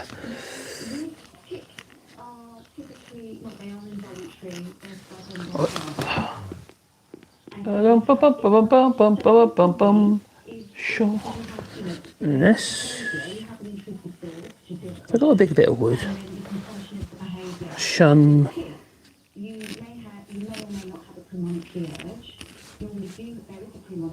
the clients quite often don't realise that they have a premonitory urge. Zing. Respond to the premonitory urge by moving in a way that targets the area where you feel the sensation. And did you see Kelly the triple G on that again. What did you think from your perspective? I think what a brave, courageous young man. Oh, that's cool. That's cool. That one I might move that to G. I'll do it with the gun. With the, that's it. I'll do it on there. That's what I'll do. Ah, here we go again. Heat up. Boom. Heat up. Oh, there it is. There she glows. So as I said, there will be other things going on, and we know that Luke has been really open about mental health and that he feels that Look, it must be really hard to deal with that tick thing. That sort of stuff, when you've got a disability like that and other people just don't understand. That must be so difficult. I don't know what they're confident, but at least he had the courage and the bravery to go out there and expose himself. He's so vulnerable in front of all of those people, and she said it. I think it was just absolutely amazing. Oh, crikey. It's like the guy at Back to the Future, isn't it? It's a Parkinson's. He's got something anyway. I can't remember what he's got. I don't know. That's form part. Oh, no. Well, anyway, he's I saw him on stage a while back. On. That's it. I think it was a YouTube short actually. It's so brave to go out there and put yourself out there when you're not the man you used to be. Well, it's so interesting. You've got to try and embrace it, haven't you? What you do and why it's so necessary. And slightly worrying to hear that there might be more people presenting with that kind of tick, even if it's not Tourette's. Great call. Thank you very much indeed. 034560609. There you go. 20 to 5 is the time. Let's tell you about how the supermarkets have been explaining themselves. They've been up in front of MPs over why food prices are still rising as some wholesale costs are falling. We have the big names. I think you've heard about the supermarkets. See, I was listening to that. Oh, for God, Ben Habib. Oh my Gideon on Question Time. He was also on Claire. Can't remember the name of it, on LBC Radio. It's just lying again, but it's going on about the GDP and how Brexit hasn't affected the GDP. All these businesses that are maintaining the GDP are saying that we might be making effectively more money, we have less profit because the costs of doing business is much higher now. And the same in the supermarkets. Everything they buy food into, importing stuff is becoming a lot more expensive, and it's going to get worse.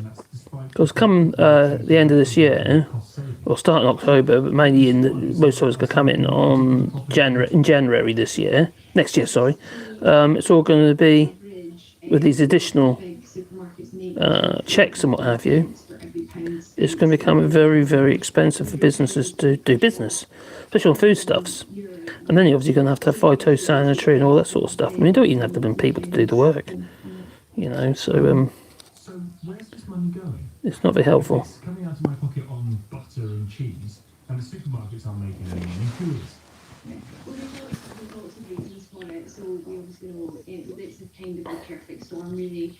We've got energy. Brexit's what it is. Really tight labour market. The supermarkets have invested in staff and raised wages. Brexit's not very helpful, is that, Brexit? I want to know where all the southern uplands are going to be coming our way.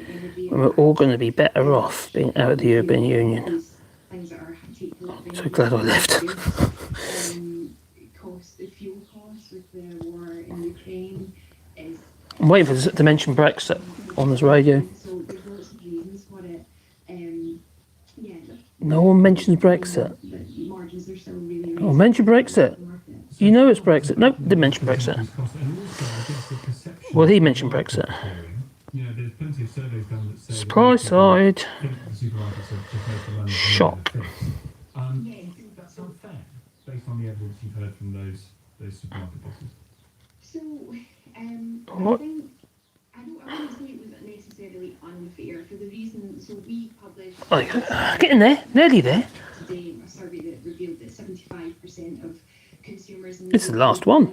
On this little batch. Property then, that was more than banks, and that was just shy of energy companies. So, There we go. I think the issue is I don't think supermarkets will be particularly clear. Sort of doing all the serifs and stuff when I do the treating these issues. Topography. So I think they could This isn't the right word to use. Not for topography. You wouldn't use it, yeah, but it's good word for the signs. They're going to last. Very old chestnut. Yeah, old chestnut. Yeah, obviously costs go up if you put obstacles in the way of imports. Food is bound to become more expensive, or you're going to have a situation where you can't even get the food. It's obvious. Yes.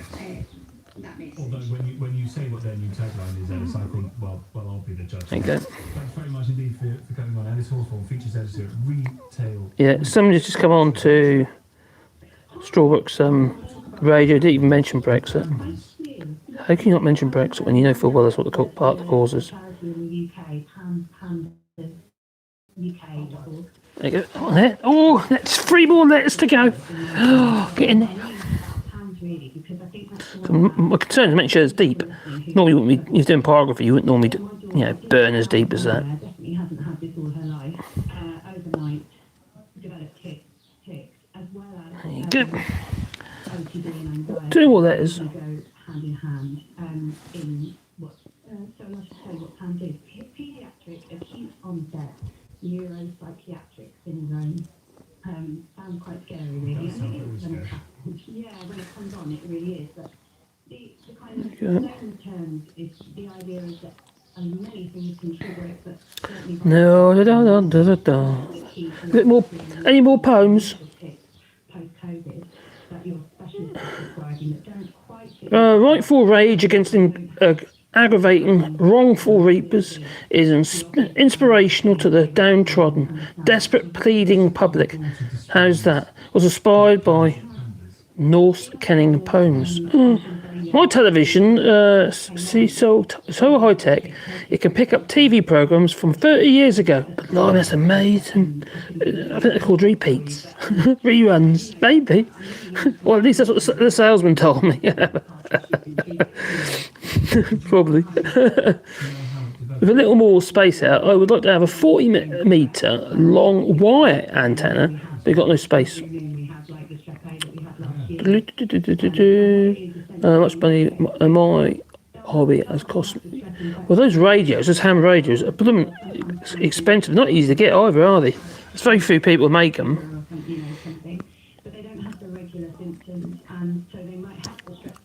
I bet there's a few of them floating about in people's, attics.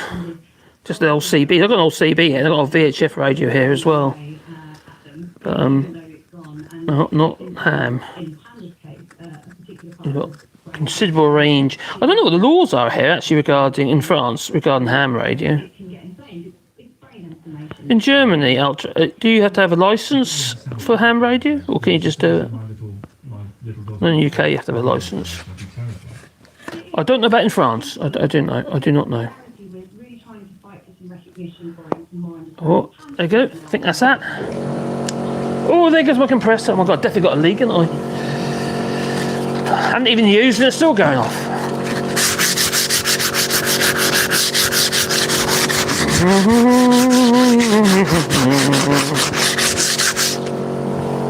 Oh, come back here, you. Oh, here we are.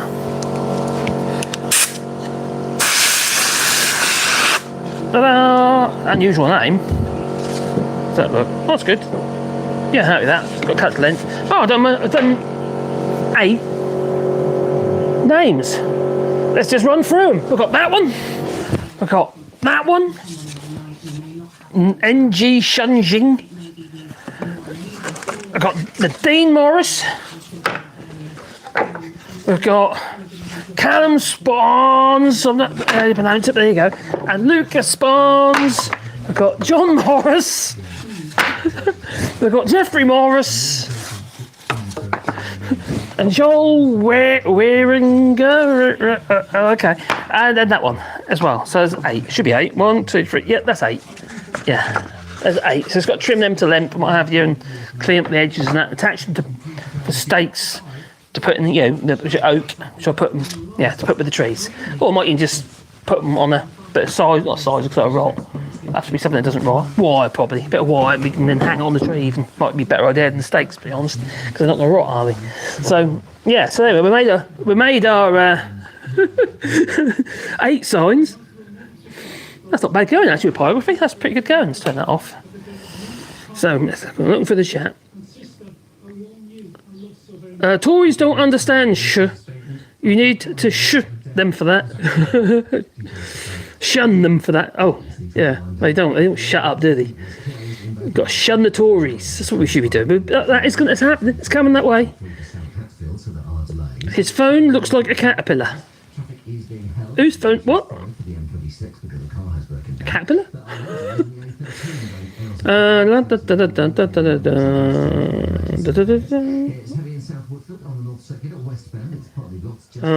What we got? Shun or shun? Shh. What phone is that? Is that, Monsieur? This one is a OnePlus 6. It's a Chinese phone. Really good phone. It's an old phone now, but it's got 8 gigs of memory, 256 gigs of storage, very fast processor, and it's been a brilliant phone. It's the best phone I've ever had. And now I've got the OnePlus 7 Pro, which was my son's phone. I bought it from for 30 quid. He got a Pixel in the end, which is a terribly built thing. It's a good phone, but the body of it is rubbish. It's terrible. I have to admit, the body is really good, but I hate the fact they got rid of the headphone socket, because okay, the AI's turned stuff back on again. Okay, fair enough. I hate the fact they got rid of that, and now I've got to rely on these things. And I've got a dongle. At the moment, I'm using a dongle on here, which then goes to my radio mic. Let's just turn that off. There you go. Which goes to the radio mic, what have you. And there's a little receiver. It's plugged directly into the dongle. It works. It's just so many connections. It just seems like madness. Reminds me of the Tory party. Madness. With a little more space here, like a 40 metre long cable. Yeah, it's a OnePlus 6 phone I've got there. And what have we got there? His phone looks like a caterpillar. I used to have a JCB phone when I was working on the building sites and stuff, because the phone I had before that I drove over with a forklift. Yeah, that was a silly thing to do. I squished it. They sell stronger phones for construction workers. Yeah. Well, that's not cabinet. It's just literally I've got a protective case on there, basically. So it's just OnePlus 6. Good phone though. Oh, cheers, Volipig. Thank you.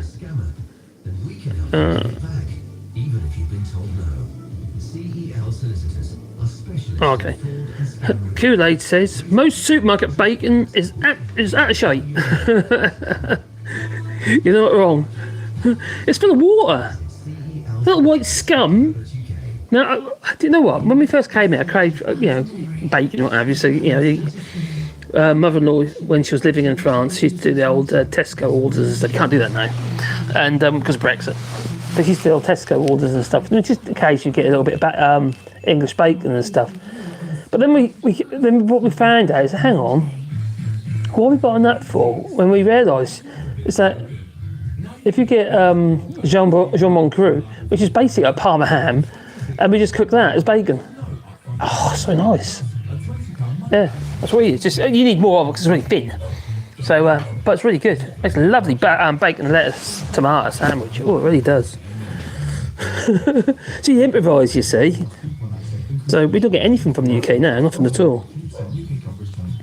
Several tiny pig farms near me where they make their own with additives. Ooh. A lot of BBC local radio stations have no medium wave anymore. In fact, I wouldn't be surprised at some point they get rid of FM as well, and it'll just be DAB or whatever it is. But I don't think the DAB in France is the same as the UK. I think they're using a different system.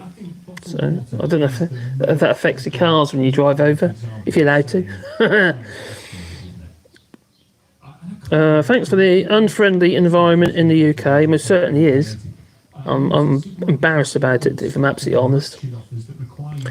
It didn't used to be like that. It's just... Obviously, it's giving fuel to the fire with those who give them the excuse to be racist, horrible individuals, and now you've got.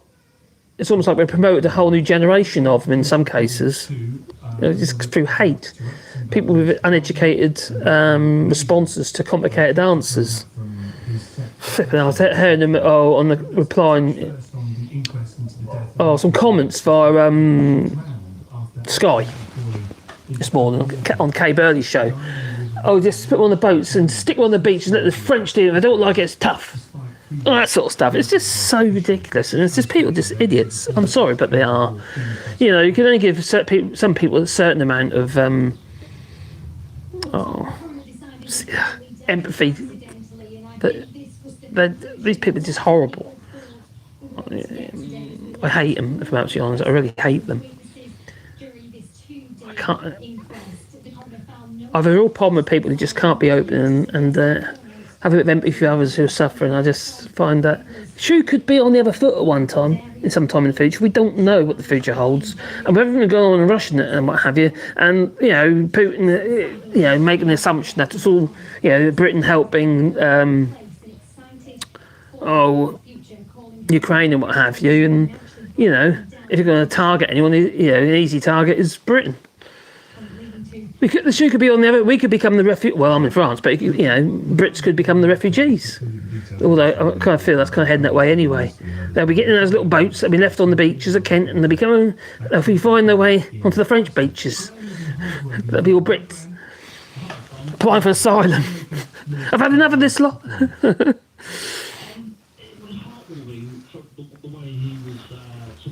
Top smoked. There was once a man named Lee who paid 30p to have his name carved on a tree, but the cost from the France made made him crap his pants, and now he's feeling quite unhappy. Oh god, they referred to an asylum seekers as it. Yes, it. Nick Fry's a foul individual anyway, isn't he? God. I can imagine, Ginger, that it's getting bad in the States as well, isn't it? That's Trumpism for you. It says anti-trans, Lefty Boat says, and if this anti-trans stuff continues, I'm going to have to file in a safe country. Why can't they just leave people alone? They're not doing any harm. All this, they're indoctrinating our kids. They're going to make them all have, transition. It's bollocks. It's a whole load of rubbish. Absolute rubbish. It's not a problem. None of it is. It's ridiculous. Anyway, I think it's time for you. Oh, I've got birthday boy. He likes his birthday present. That's for tomorrow. Thank you very much. I've got my son. Oh, they're all away. There we go. And my granddaughter, and Emily. Emily, hello. Is that you? There you are. She's a cat. You're a cat, I'm going because I've got mega things to do because I've gone away. Well, I'm now signing off. I made 8 signs. I think I've done pretty well. I would like to thank everybody and thank you very much for the super chats and that. It's very much appreciated. But don't forget, it's memberships as well. And you want to support the channel, you can do it on Patreon or buy us a coffee. Hello, you. I've got Sophia here as well. Hello. What have you been doing today? You've been at school? Been at school. Okay, well, it's time to go. I'll see you later. I know, I'm now signing off anyway. So, ta-ta. Oh, be careful because if you press that might go shh.